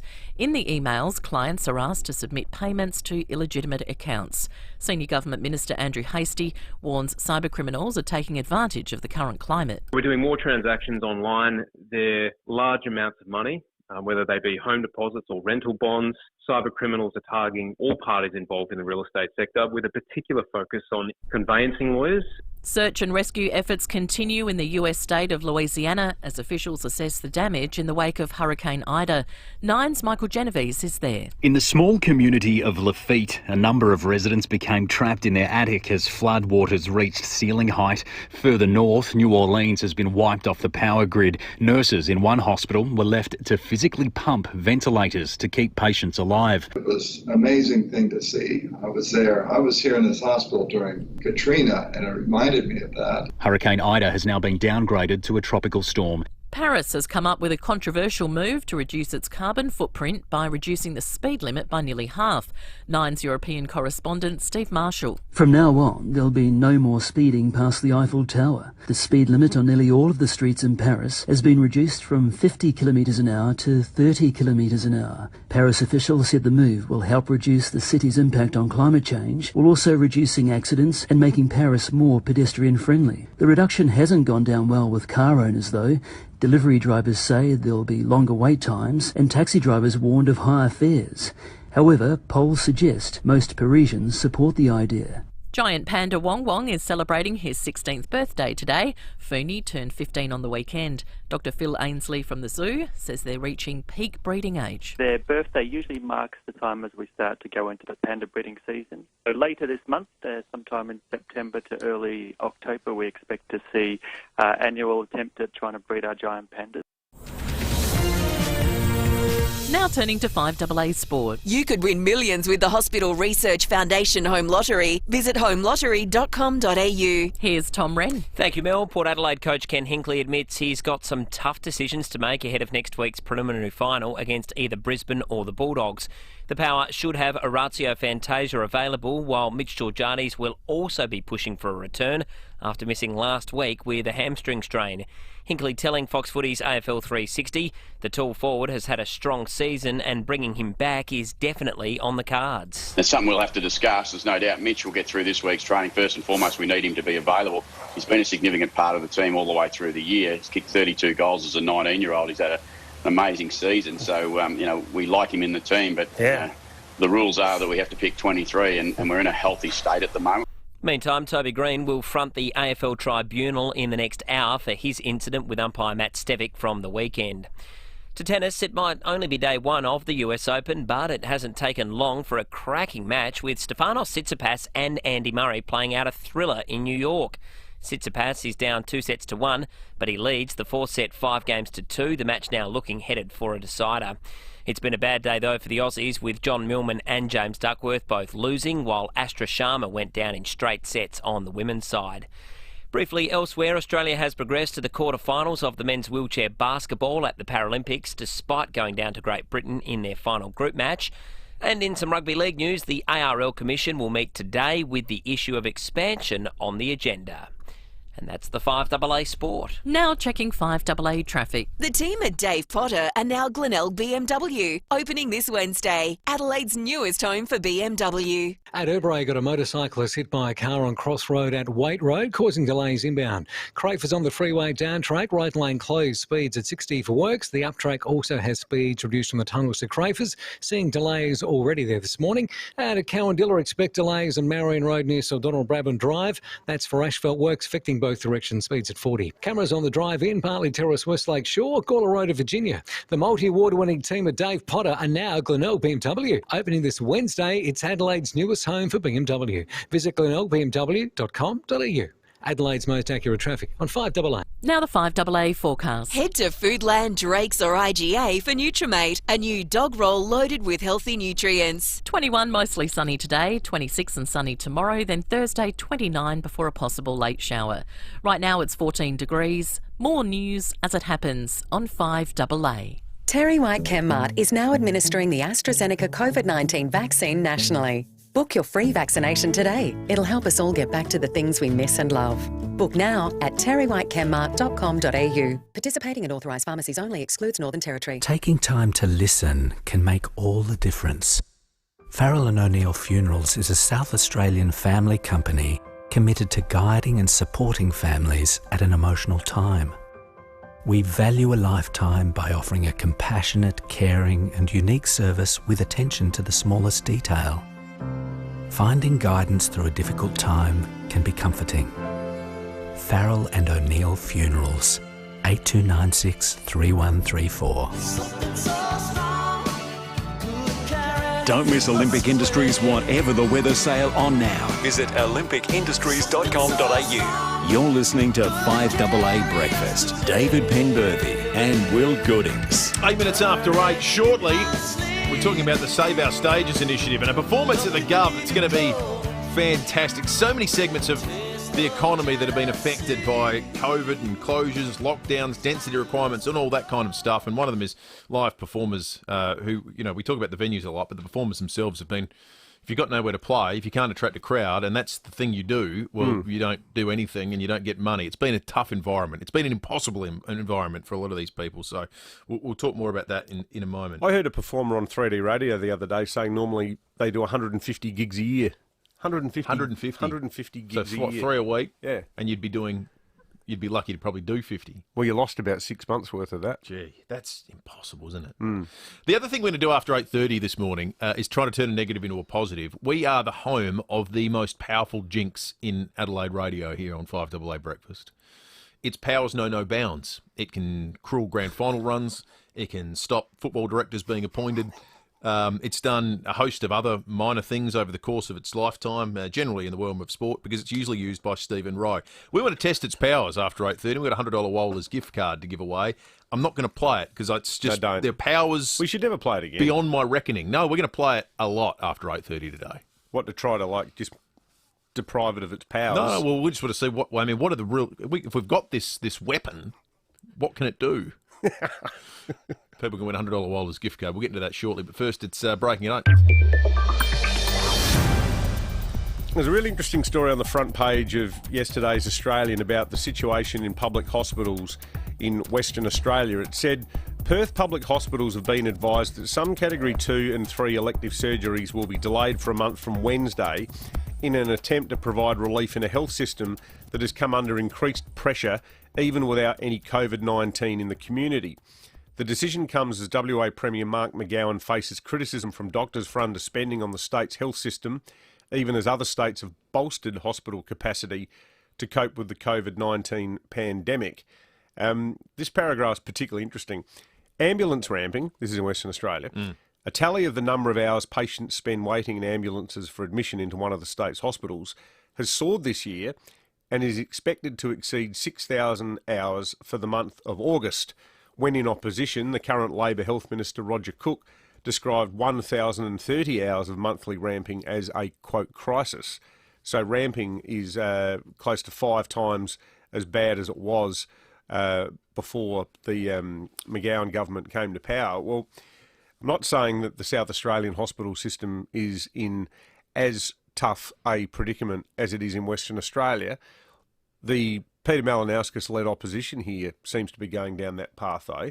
And it's interesting, the backdrop to all of this, obviously, is the Doherty plan, the roadmap out of COVID, where we hit the magical 80% vaccination number, and then, to use your excellent turn of phrase with the Prime Minister an hour ago, Will, swallow hard and go for it. Well, we're starting to see, and this is particularly important on the cusp of the election, the narrative that the state opposition are trying to run now. If you look in the last 24 hours, and it's not just them, there's plenty of ambos who are out there too. There was a tweet only last night. Ambulances rammed at Flinders Medical Centre last night, hitting the 7-hour mark. That's likely a new unwanted record. Then the Ambo Employees Association, an elderly patient ramped for 7 hours at FMC. Crews unable to transport to RA without prior authorisation. 15 emergencies in the community last night. No ambulance to send. This is not a system coping, this is a system collapsing. Chris Picton put out a statement as well. Flinders hits code white just days after emergency department project opens. what we're seeing when you pull all these threads together, the big battleground in public health over the coming 2 months will be, is South Australia in a strong enough position in terms of its public hospitals to cope with any potential Delta outbreak? And that is going to become a thorny and to this point sort of unexplored element of the management of this transition question for the Premier. Because, you know, the politics of it at the moment, obviously you've got the Transition Committee running the show in terms of borders and everything else. But when it comes to the implementation of the Doherty modelling, the job's going to fall to the Premier on election eve to say, our hospital system's up to this. So watch this space, because you're going to be hearing a hell of a lot more about that over the coming 8 weeks.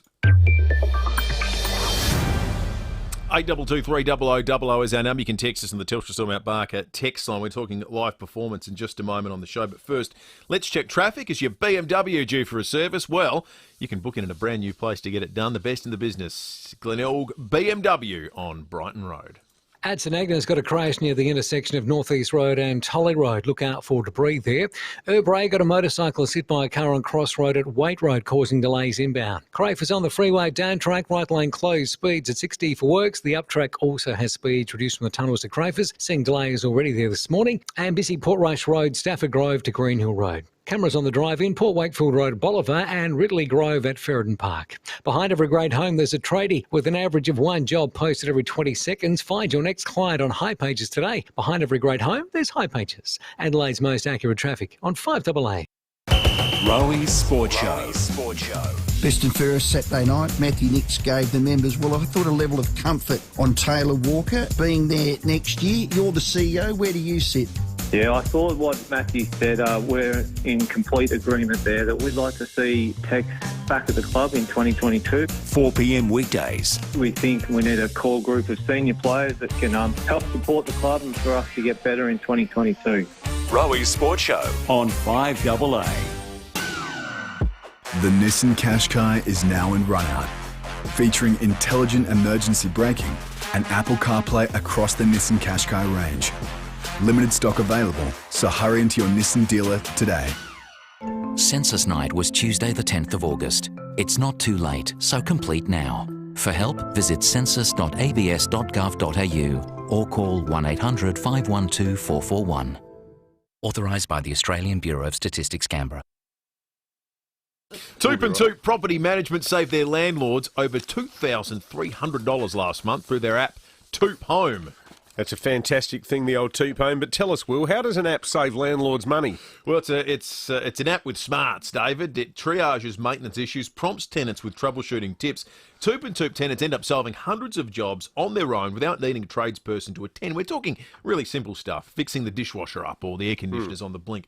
So Toop and Toop landlords end up saving hundreds on unnecessary tradie call-out fees. Now, look, it's a fantastic idea, but does everybody have access to this kind of app?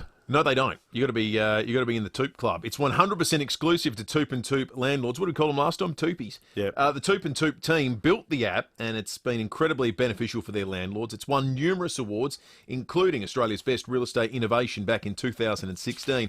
Toop and Toop's team have nailed it again with this incredible new technology, and it's just another reason why Toop and Toop are the people for property management in Adelaide. So find out what Toop and Toop's property management team can do for you. Get started by calling 8362 8888 or visiting toop.com.au. It's been a tough 18 months, so at Vinnie's, we're giving back to our loyal shoppers for sticking by us during these uncertain times. Simply spend $10 or more in store and receive a Rip and Reveal ticket. Inside, you'll find a discount or Vinnie's gift card to be used on a future purchase. Every ticket wins, and best of all, every purchase you make helps Vinnie's support people who are struggling. Find your nearest Vinnie's at vinnies.org.au/shops. You can trust 9 News is live and local. Weeknights at 5, nightly at 6. 9 News.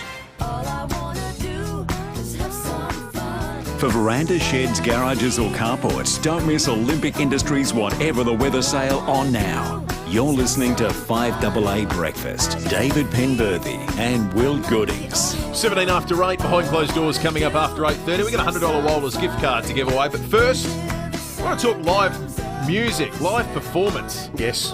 all we want to do is have some fun, as the lady just said. And I was just saying off air, I'm a complete dill when it comes to using Facebook. I didn't realise that you could get messages sent to you from people who you don't know.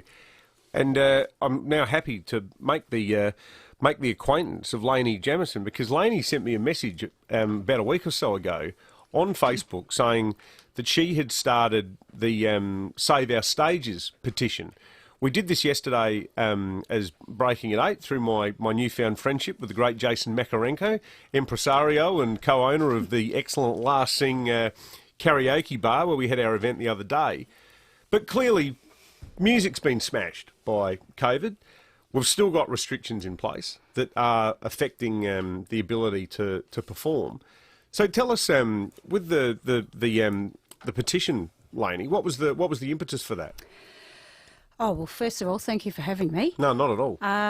I was reading The Australian a little while ago, and I happened upon an article by a photographer, and there was a catchphrase, Save Our New South Wales Stages. And I thought, this is not happening in South Australia. Yeah. I need to do something about this. So it's taken me a little while to get it to fruition, and I'm so grateful for this man sitting next to me, Jason, who's amazing. There seems to be a great remiss, in my opinion anyway, about how much the hospitality venues and musicians are being largely overlooked. It's all about tourism. Tourism is getting acknowledged for how hard it's been hit. And I thought, I've just got to do something. So I thought I would like to create a collective voice. So we'll cross over to you, Ian, Ian Blakey from Chunky Custard. As we were saying yesterday in Breaking at 8, that so many people, particularly people in my age bracket, have got fond memories of, wild nights watching Chunky Custard at some of the bigger band venues. A lot of them now don't exist, sadly. But what's the last 12 months look like to you guys? Oh, look, it's been very hit and miss. We've been fortunate enough. Recently we did a show at the Arca Bar. We celebrated our 30th year in the business, 1 year late. But yeah, look, we plan things and then things fall over, and then we replan them, and we hope that they come to fruition. But quite often, you're just waiting in the sidelines, going, "Is it going to go ahead?" And we just sort of. Has it affected the preparedness of crowds to go out and to do things like buy tickets in advance? I mean, I was meant to be seeing a band with some mates on Saturday night. I bought the tickets 2 months ago. The gig didn't happen because the band are stuck in Victoria. The show's now rescheduled to January 15 next year, and you think, all right, well, there's $100 a ticket. Yeah, there's definitely that element there, and I think people are a little bit, they're hesitant to buy tickets, and then as an artist, you're sort of going, well, how many people are coming? So you do really rely on the pre-tickets to give you a judgment of how things are panning out. Yeah. So at your peak, how many gigs would have you guys been doing a week? Oh, look, we don't do as many. We used to tour a lot. Yeah. So obviously we don't do that anymore. And look, we're in the situation now where we have to generate our own shows. So we do like dinner shows, or we hire a room and put shows on that way, and that's been quite successful for us over the years. But once again, a lot of the venues are going, well, we try and book something, and then they go, well, is it going to happen? And so there's that uncertainty in the thing. Who wears the cost in those scenarios? Is it you guys? Is it the venue? Oh. It's always the art. Is it? Lainey's pointing to it. So it's always the artist, is it? Well, everybody wears the cost basically. I mean, we feed off each other basically. The venues need the bands, and the bands need the venues. What a nightmare! Oh, look, it's never been an easy. Being an entertainer has never been easy. It's been easier, hasn't it, than this? I mean, this is ridiculous. So what about you, Jace, from a sort of policy perspective? It's been great, and we've loved shining a light on the work that you guys have done at the Hospo Owners Collective. Because a lot of these are like, tiny little fun venues that often they've got a cult following. I guess you'd say something like the Gov is at the bigger end of the spectrum, which is going to be the venue Friday week for the Chunky Custard show. But do you feel like a lot of what you've been talking about has fallen on deaf ears? We're 505 days today of restrictions to the hospitality industry, and which includes a lot of live music venues. So, look, we are the noisy buskers in the street pardon the pun, in terms of raising awareness in terms of hospitality venues. But look, the musos are part of our family too, so we felt it was necessary. Elaine made a call to me and just said, "Are you able to assist?" And I said, "Absolutely." And I jumped on it straight away, and and I can't thank Chunky Custard enough, and also the Gov, who have largely come to the party and said, "Let's throw this gig on. Let's get as many people as we can to the Gov, and let's raise awareness to the plight of musicians," because I've heard the pun around the place to get a real job. This is their real job. And they are musicians, and they're working professional musicians. It's very important for them to be able to earn their wares, and that just hasn't been the case over the last 505 days. Well, I think that's true, and like you think about the history of this city, the home of Chisel, the home of the Angels. Bon Scott lived here for a while, and if it's good enough for us to have the festival state written on our car number plates, we've got to take this much more seriously in a policy sense. So the event is Friday week at the Governor High Marsh. For further info and also for tickets to see Chunky Custard, one of Adelaide's most beloved party bands, check out the website, thegov.com.au. Thanks for coming in, guys. Much appreciated. Thanks, guys. Thanks so much. Only 5 minutes from the city. Save now at City Mazda. CX-5 Max Sport Auto Front Wheel Drive, $38,990 drive away. CX-3 Neo Sport Auto Front Wheel Drive, $26,990 drive away. They're in stock today and ready to be in your driveway tomorrow. Also enjoy the Mazda Moment mid-year sale event across the entire range. City Mazda. Go and see Daniel, Chris and the entire team at 432 Port Road, Hindmarsh, or visit citymazda.com.au. MVD 182170. More Australians die of heart disease than any other cause. It can tear families apart, and the heartache lasts a lifetime. Because when kids lose someone they love, they never stop missing them their whole lives. But you can help the Heart Foundation fund life-saving research and keep more families together. Donate to the Heart Foundation today. It's the little things that make a big difference to your day, like a thank you email from a colleague or a smile from a stranger on the train. And it can all start here with a healthy, delicious breakfast made with the goodness of Aussie-made Pura milk. It's got 8 essential nutrients and vitamins to kickstart your morning and set you up for the day ahead. So start your day the positive way with Pura. So, how much did you say your hearing aids are? Yes, we do have hearing aids. Yes. So how much are they? It is a lovely day, isn't it? How much are your hearing aids? Oh, why didn't you just ask? Purple, definitely. This is ridiculous. What's ridiculous? Should have gone to Specsavers, because hearing aids shouldn't have hidden prices. For everyday low prices and straight up advice, visit specsavers.com.au/hearing. If you run a small business, then you know how the busy got in business. You have to juggle so many apps, different tools and spreadsheets just to take care of admin. That's why you need Thrive, the all-in-one management software built for small business. Thrive lets you manage marketing, scheduling, invoicing and more, all from one place. Search Thrive, THRYV today. 5AA Breakfast is streaming live right now. To watch, simply head online to 5AA Facebook or search 5AA on YouTube. Don't miss Olympic Industries Whatever the Weather sale on now. Visit olympicindustries.com.au. You're listening to 5AA Breakfast. David Penberthy and Will Goodings. 26 minutes after 8. Time for Fuel Watch. Is your BMW due for a service? We'll book your service today. Glenelg BMW on Brighton Road. $1.33 at the Woolies Caltex at the Glynde Campbelltown intersection. $1.34 at the Coles Express on Port Road in Thebburn. $1.36 in Stirling if you are up in the hills. $1.31 on Seacombe Road in Seacliff, and $1.33 at the airport. So the spread's not great. Not a bad day to fill up, all things considered, because we were nearly 40 cents a litre more expensive than that not that long ago. And Only a month or so. Exactly. It's been $1.60-ish or thereabouts in large parts of Adelaide for a long period of time. So that's not a bad day to fill up today. Relieve stress, sleep better with magnesium cream and lotion, electromagnesium.com.au. They are our business of the week. We are always on the lookout for little bits of audio, things that, liven up the audio suite. Listeners send us stuff, and it's excellent. We love it. We appreciate it. One of the things we like doing is we play the Orazio Fantasia intro, the BT-inspired Orazio Fantasia, which he loves saying. He does it with a great deal of gusto. It's always a lot of fun. And we love chatting with Orazio, who was sensational last week. He was unbelievable. And we will chat with him again in the lead up to the prelim.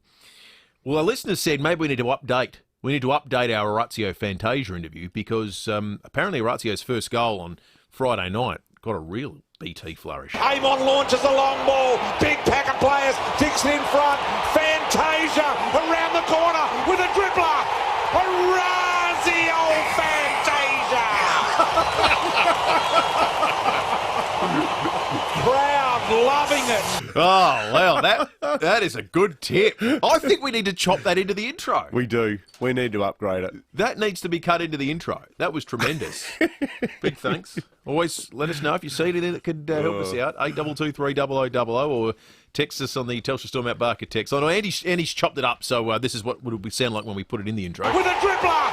Orazio Fantasia. I think we could just put that on repeat for the Orazio intro in future. Oh, yeah. 100%. He will love it. BT must get so excited, like seeing, Fantasia's got the ball, he's lining up. You just think, oh, here I go, saddling up. You're going to get a catch cry, Will, as a footy commentator? No, it's not my bag. You're more like brain of football, though. No, I just... No, I think you are. No. I know you don't like talking about it, but we even get good feedback from Port supporters about you. Yeah, well... What about that? Well, that's because every time they listen, I'm talking about how well they're going. Yeah, that's right. Or how the Crows fluffed it. That's right. Yes.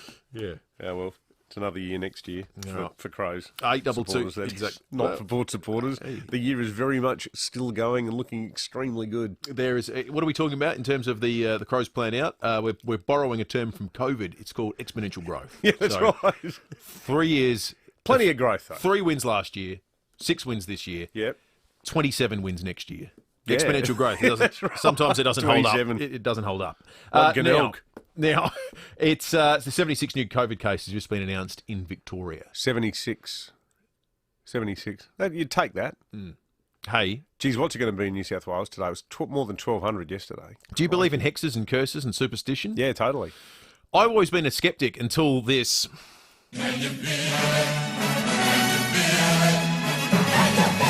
It's stuffed the grand final. It's stuffed up the Crows getting Neil Balme. There's a handful of other occasions over the course of the 7 years we've been doing this show that has buggered up something else that was going to be great. We thought about retiring it, and then we thought for the $100 Wallet's gift card, maybe, just maybe, we could use it for good. Is there something you'd like to put the hex on? Oh, yeah. After the break, is there something that we can curse for on your behalf with the Can You Feel It? Get thinking. You could win yourself a $100 Wallet's gift card, and maybe get something hexed, which not many... I can think of a few things. Yeah, well, hold them, and then we'll get to it in just a moment. This is Adelaide's FIVEaa. Mostly sunny and 21 today with the 8:30 news. I'm Mel Usher. Woken with a stiff neck or sore back? Get a Physio Extra appointment today. 6 locations, physioextra.com. The Prime Minister is hoping to speak to the US President soon following America's official withdrawal from Afghanistan. The last US military flight left the capital, Kabul, in the past few hours following the Taliban takeover of the country. The international community has evacuated around 79,000 people over the past fortnight. Scott Morrison expects to get a briefing from President Biden as the situation settles down. The US President needed to do what he needed to do. I needed to do what I needed to do, and that was get 4,100 people out, and we had extraordinary cooperation from the United States. There were no issues there to raise because we were just getting the job done. A man and woman have allegedly been punched in the face during a home invasion at Richmond. Police were called to Elms Avenue just after 7 last night, following reports the occupants were struggling with an intruder.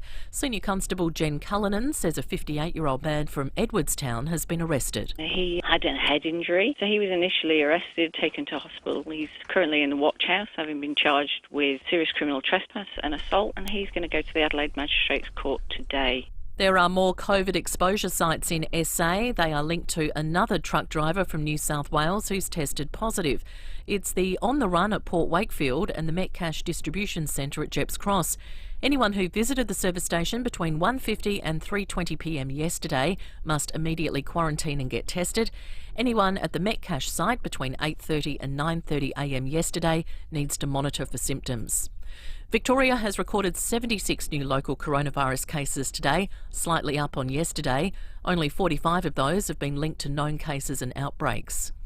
Health experts are carefully monitoring a new COVID strain detected in South Africa. The C12 variant was first identified in May, and there are fresh concerns it is more transmissible. Professor Robert Boyes says it's not yet been declared a variant of concern by global health officials. Does it transmit much more easily and then therefore produce a lot more numbers? Does it evade the immune response? And then the other aspect, is it more virulent? Is it more likely to put you in hospital or even to kill you? So a variant of concern has one or more of those three things. At the moment, it looks like it might be, but it hasn't been declared that yet. The Duke and Duchess of Cambridge are considering a move closer to the Queen. William and Kate are understood to be looking at relocating to Windsor. There's speculation they could move to Fort Belvedere near Windsor Great Park. Now turning to 5AA Sport. Win a $3 million grand prize on South Brighton Esplanade with the Hospital Research Foundation Home Lottery. And the AFL Tribunal is sitting this morning, Tom Wren. Yeah, usually it's at night time, Mel, but they've done that for the Toby Green case to accommodate the Giants' travelling arrangements. That hearing is literally getting underway right now. The Giants will fly from Tasmania to Perth this afternoon. Midfielder Josh Kelly says they're just getting on with it. No, it's not. It's not frustrating. Obviously, you'd love Toby out there. And you know, we hope he is out there. But, you know, we've had a year of, you know, plenty of ups and downs, distractions. And I think the group's really come tighter because of that. Meantime, the AFL, MCG and Victorian Government will meet this morning. WA is then set to be confirmed as the official host for the 2021 Grand Final. To tennis, and it's been a horror morning for the Australians at the US Open thus far. James Duckworth beaten by Spain's Pedro Martinez in 5 sets after taking out the first 2 sets. Yeah, couldn't really do much from a physical standpoint, which hurt me. Fellow Aussies John Millman and Astra Sharma also lost, but Alexei Popyrin's made a bright start in his first-round match, taking out the first set against Moldova's Radu Albot. And there's an epic match still going between former champion Andy Murray and number 3 seed Stefanos Tsitsipas. Tsitsipas took out the 4th set to send it to a decider. The Greek youngster now up a break in the deciding set. And that's the 5AA Sport. Now checking 5AA traffic. Is your BMW due for a service? Then book your service today at Glenelg BMW on Brighton Road. In the city, got a 4-car collision on East Terrace at Wakefield Street. At St Agnes, got a crash near the intersection of North East Road and Tolley Road. Look out for debris. Crafers on the freeway down track, got the right lane closed. Speeds at 60 for works. And the up track also has speeds reduced from the tunnels to Crafers. Busy on the drive-in, Portrush Road, Stafford Grove to Greenhill Road. And look out for cameras, Cavan Road, Dry Creek and Gawler Road out Virginia. Shop local at Adelaide Central Market with over 70 traders under one roof and the best fresh produce and specialty goods. Open Tuesday to Saturday or order online. Our market, Adelaide Central Market. Adelaide's most accurate traffic on 5AA. Now the 5AA forecast. Head to Foodland, Drake's or IGA for Nutrimate, a new dog roll loaded with healthy nutrients. Mostly sunny 21 today, sunny tomorrow 26, Thursday a possible late shower and 29. Right now it's 15 degrees. More news as it happens on 5AA. For veranda sheds, garages or carports, don't miss Olympic Industries Whatever the Weather sale on now. You're listening to 5AA Breakfast. David Penberthy and Will Goodings. 24 minutes to 9. There has been a long-held suspicion among members of the 5AA Breakfast team and our listeners that this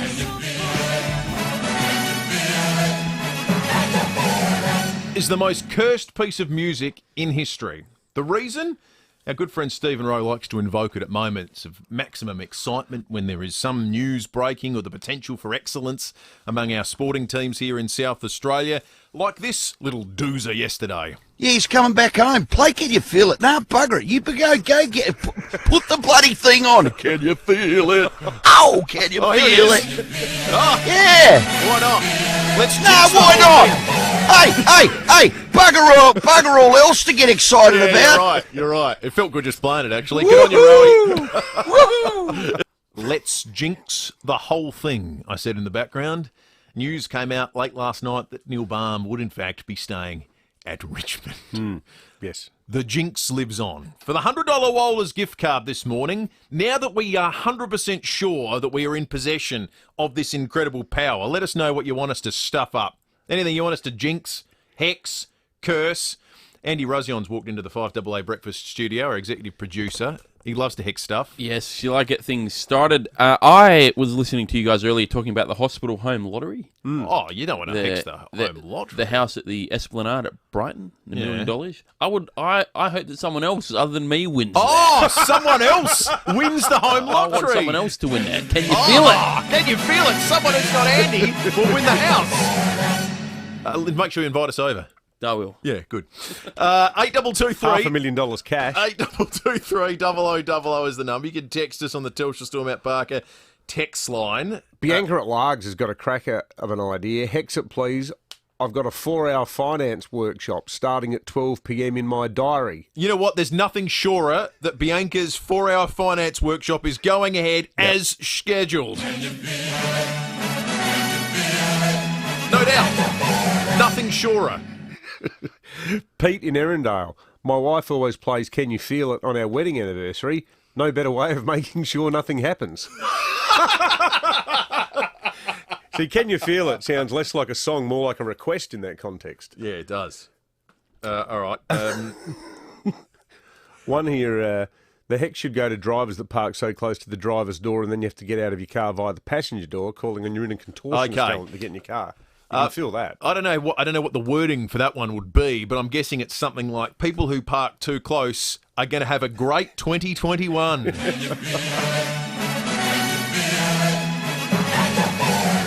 There's too much power. I'm getting drunk with power. 8223 0000. Win yourself a $100 Wohlers gift card. What do we need to hex with the power of the Can You Feel It? Peter from Croydon has suggested, maybe inspired by Led Zepp's 4, that or Pink Floyd's The Wall, I think, had a bit of backmasking in it too. That if we played it backwards, it might unleash its power for good. Oh, can we play Can You Feel It backwards? I think so. Can we make that happen? I think so. I got one here from Matt Halliwell. Pembo, can we please declare that North are going to beat Sturt and the Panthers will beat West Adelaide on Saturday? That's the mathematical chance coming in there for Sturt to make this. Actually, you know what? I got a bad feeling about that one, Matt. That feels like a legitimate, orthodox, Can You Feel It curse just there. I tell you what, there's a lot of unpleasant Crows supporters who are texting in too, saying just keep playing it about Port winning the flag. I think we should get rid of the damn song. No. And not just because I think it's a really bad song. Listen, it's a terrible song. How is it that the band that wrote ABC came up with that overblown garbage? I liken this to the sort of Cold War era debate about nuclear weapons. Everyone thinks they're bad, but you don't want to be the one without them, right? So mutually assured destruction. We need this in our arsenal, otherwise we could get blown away. Steve in Bellevue Heights, good morning. Yeah, good morning. Can I request that it be sent to Damien Hardwick that they play every game at the MCG? Oh, wouldn't it be great? Every game at the MCG for Richmond. Let's bring it on.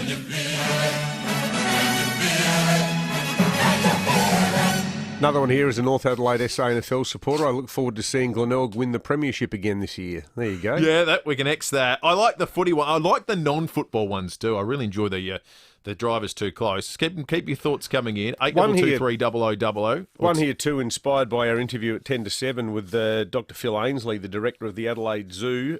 Wang and Fooney will never have a child. Oh, that's a great idea. Give it a whirl. Give it a whirl? Yeah.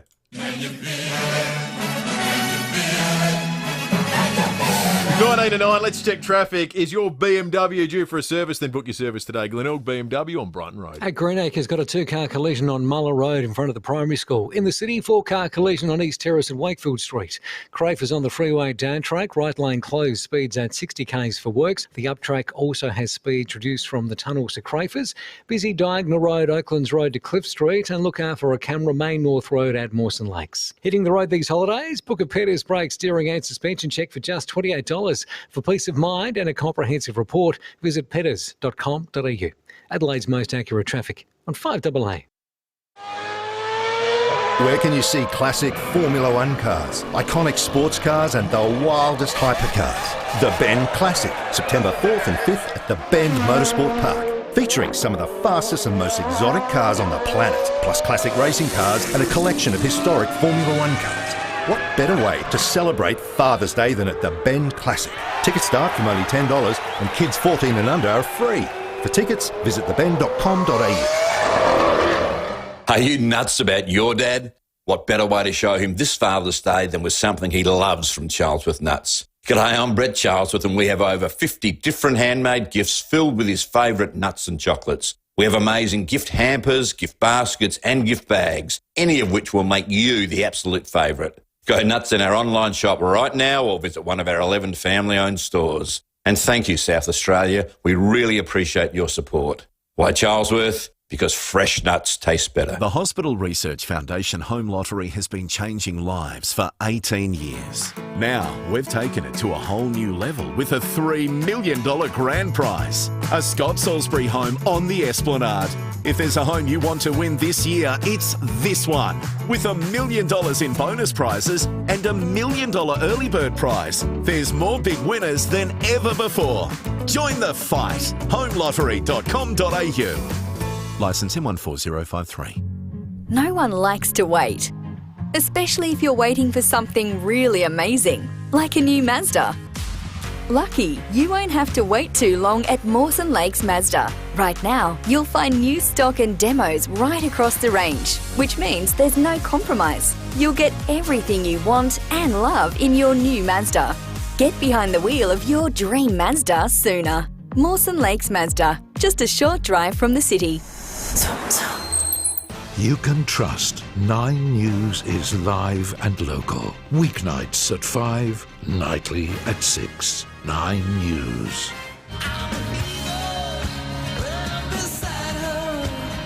Don't miss Olympic Industries whatever the weather sale on now. Visit olympicindustries.com.au. You're listening to 5AA Breakfast. David Penberthy and Will Goodings.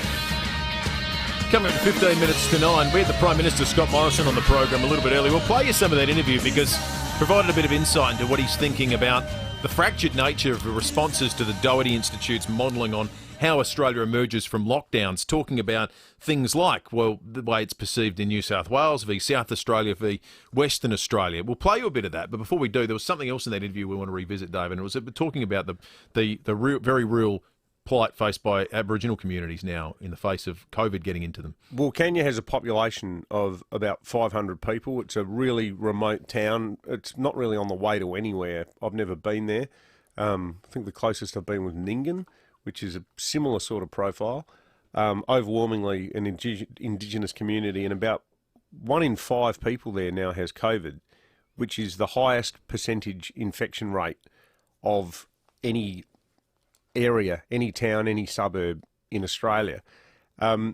Remarkable interview yesterday on NITV as well, the National Indigenous TV program, featuring an Indigenous woman, a community leader, talking about some of the suggestions as to how the community could deal with lockdowns and fend for themselves.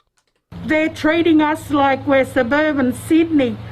A family said, I got no food. They said, go ring Uber Eats in Wilcannia. We don't even have we're 200 k's away from the nearest big community, which is Broken Hill. Where they have fast food and deliveries, food deliveries. But Wilcannia, if you don't, cook for yourself, you're going to go hungry because everything there in Wilcannia is closed by 7 o'clock. The idea that's that ridiculous. People being told to bring Uber Eats, I mean, it's almost like some bad joke, isn't it? There's almost no equivalent in South Australia, is there? Well, the APY lands. Okay, yeah, the APY lands. Much more sparsely populated, but yeah, and a lot of towns spread out over a huge distance. But it would be like saying to them, that puts it in a South Australian context well. We'll just jump on your app, where there's probably no internet for if a you're start, in Freegon, let alone Uber Eats. Yeah. We have to be extremely careful how we manage that part of the roadmap.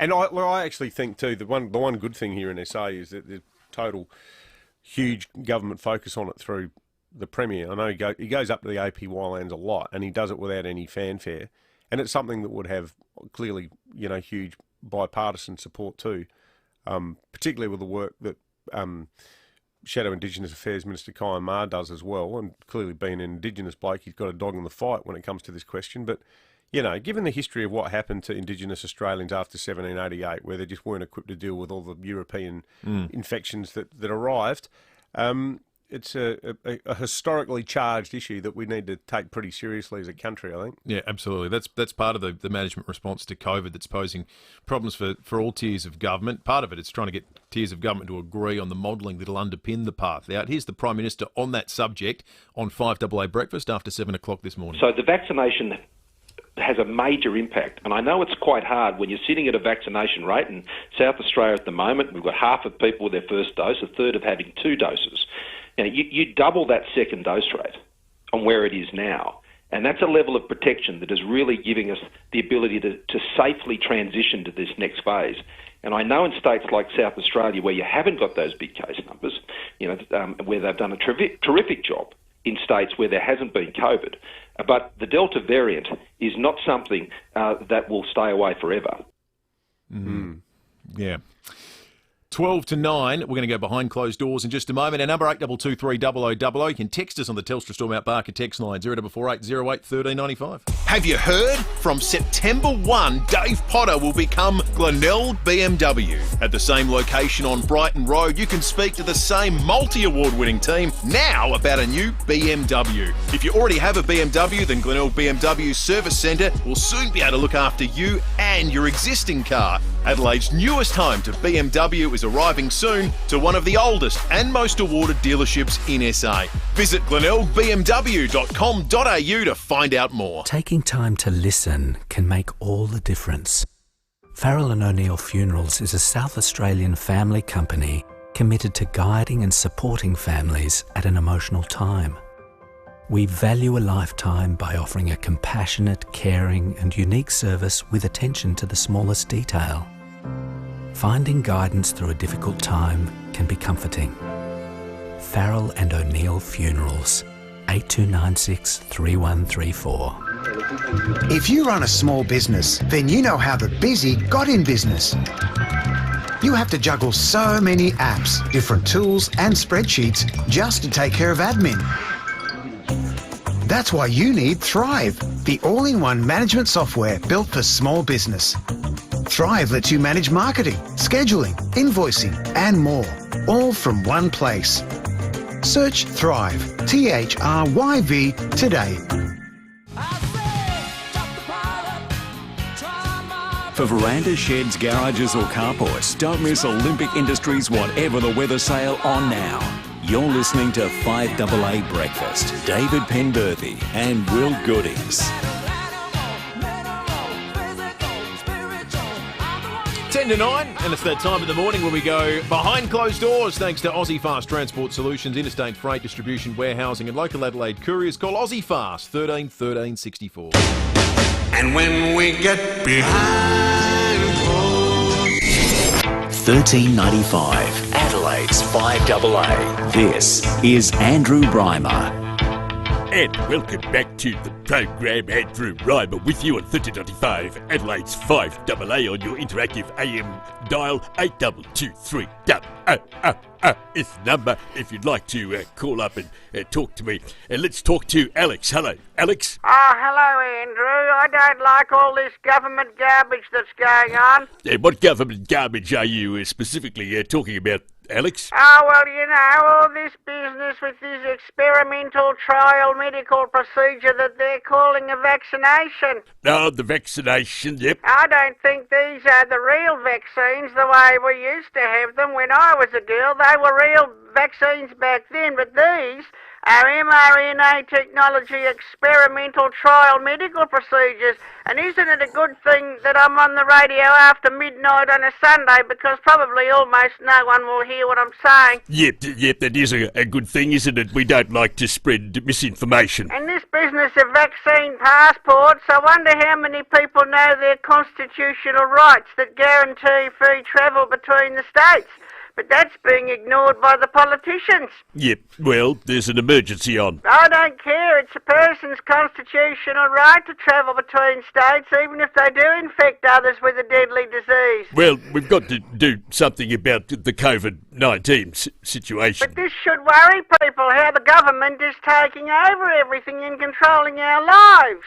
Well, they do that anyway. That's why we don't have anarchy. Well, I'm personally worried about the information we're getting from so-called experts, and I'd like to know who these experts are, Andrew. Well, people who have more qualifications than you or I do, Alex. And don't even start me on that Nicholas Spurrier woman. Well, if she wasn't giving the correct information, I reckon the medical fraternity would come down on her pretty hard. Well, I don't know. Something shifty's going on. All right, Alex, thanks for your call. I have a friend who got the so-called vaccination and then got shingles. Okay, well, that doesn't mean that it was the vaccine that caused the shingles. Well, don't you think it's a little coincidental? Yes, that's exactly what it is, because the link between the vaccine and shingles has been discredited, Alex. Well, I looked out the window this morning and the earth looks flat to me. Yes, well, that's true. It's currently 7 minutes to 9. 24 years ago to the day, really sad anniversary in the world. One of the biggest news stories, I think. The news story, I think people will all remember where they were, August 31, 1997. Do you know what it is? One of the biggest news story. I suspect it's one of those moments that everyone listening will go, oh yeah, I remember where I was. Was it Thredbo? It wasn't Thredbo. It wasn't in Australia. It was this. We have reports from Paris that Diana, Princess of Wales, has been killed in a car accident and that her partner, Dodi Fayed, has also been killed. They were apparently being pursued by paparazzi on 2 motorcycles. You don't often hear breathlessness in the voice of newsreaders and people delivering news because the nature of it. And Mel Usher's just a wonderful exponent of it here in FIVEaa. It's unfortunately what they do the whole time is talk about really horrific things. But that one just took the world by shock. It shocked people. Where were you? I was sitting at home. I remember sitting at home. Morning. I heard it on the radio, actually. I was in Canberra and some mates had come to stay because that silly band I was in had played a show the night before. And we'd had a big night, and I was in agony at the time because I'd played my last ever social football match on the Friday, right? And I'd broken 3 ribs, so I was wearing all this tape, and I'd buggered my neck as well. I had a neck brace on, looked like a complete dill, but sitting around the house in Kingston and Canberra, and yeah, we had the TV on, and it came on, unbelievable. Mm. It's interesting that, so it's taken 24 years and we are in a cycle now of the attention on her and the story of her life. I don't know if there's anything psychological about that amount of time being passed, but we've had The Crown be something that's a hugely successful program that has sort of, at this point, has gotten to the Diana story and gotten a whole nother lease on life. But the movie's coming out. Yeah, that's right. As well in a moment. And there is that psychological phenomena, they say, that people start getting nostalgic 20 years after things. Mm. So 20 years ago, there's something you go, oh, that was great, and you remember things fondly. I wonder if there's a news element to that as well, where people are almost ready for the story. Because if you made her story 5 years after this, people go, nah, I don't. It's too tragic. Yeah, I don't want to sit down and do that for 2.5 hours, knowing how it ends. But maybe now, 24 years later, there's more of an appetite for it. How'd you be? And look, everyone's been potting Harry lately, and I think he brought a lot of it upon himself with his unctuous prognostications about everything. But for those 2 kids, though, for them as sons, they'd just be wincing at the idea that a film's going to come out about it. Don't you reckon? I reckon, yeah, absolutely. But mind you, they've lived with. For them, the noise around her and her life and speculation reporting, even since her death, but there's probably incessant. It probably goes on constantly.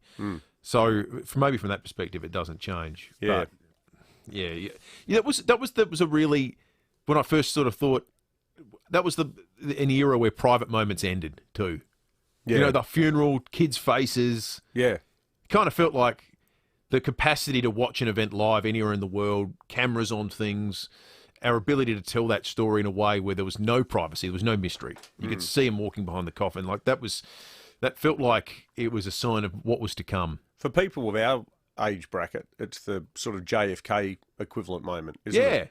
I know, like, for my dad and I, when we were in the States not last year, we weren't anywhere last year, we were in Kangaroo Island last year, a few years ago, before we went to New Orleans, went to Dallas, and going to the book depository in just there on Daly Plaza where JFK was shot, and like for the tour that we did of the museum, and then drove around and went to all the different places where the bus station where Lee Harvey Oswald fled to after firing the shot, and then the movie cinema where he was hiding, and then someone contacted the police and said, we've seen a guy, we think he's Lee Harvey Oswald. Then he shot a cop. I've forgotten about all those parts of it, but for my dad, he's, oh yeah, no, that's right. He went to the bus station, then he went to the cinema, and then there was the press conference in the underground car park where Jack Ruby shot him. And for Dad, it was just all like it happened yesterday. It was incredible. It was a remarkable sort of period of news too. So we had this in 97, then 4 years later you have September 11. Yeah. In 2001. And suddenly it was a period where it felt like... Oh, you think about things too, like, I mean, Shirley Strawn, the lead singer of Skyhooks, died around that same time in a helicopter crash, and that almost became... And then Ansett collapsed. Yeah. Like, it was just a staggering amount of things, in it. Even Michael Hutchinson's death, in a very short space of time. These major stories. Do you think much changed paparazzi-wise 24 years on? Because that was it would have to be the end of invasive behaviour of photographers and entertainment journalists and things like that. That was the overwhelming conversation after that point. Do you think anything's changed 24 years on? I don't think it's changed that much. I mean, there's still a market for it. It doesn't feel like it's changed. I think if anything's changed, it's actually the vehicles for harassment have widened through social media too. I think that the mainstream media, particularly magazines, which still rely on pap photos, it's still doing a roaring trade. Pap photographs of, here's someone at Ibiza or whatever, although COVID's probably killed it a bit. But now the added sort of element, the added layer is social media harassment as well. Like, imagine being Taylor Swift and trying to go to the shops. Yeah, impossible. Well, this is hopeless. Hey, we're about out of time. Leon Biner is coming up. Tomorrow morning on the show, Sean Fuster will join us. We'll go around the courts. Tom Duday is coming on as well. Going to talk to the dude about more than footy for the rest of the time that we've got him. He's a man with a broad set of interests, and he's got an eye for good entertainment, TV, film. He's a good critic, budding critic. Could be a post-football career for him. So we'll chat with him about all those things and more. We'll catch you tomorrow morning from 6.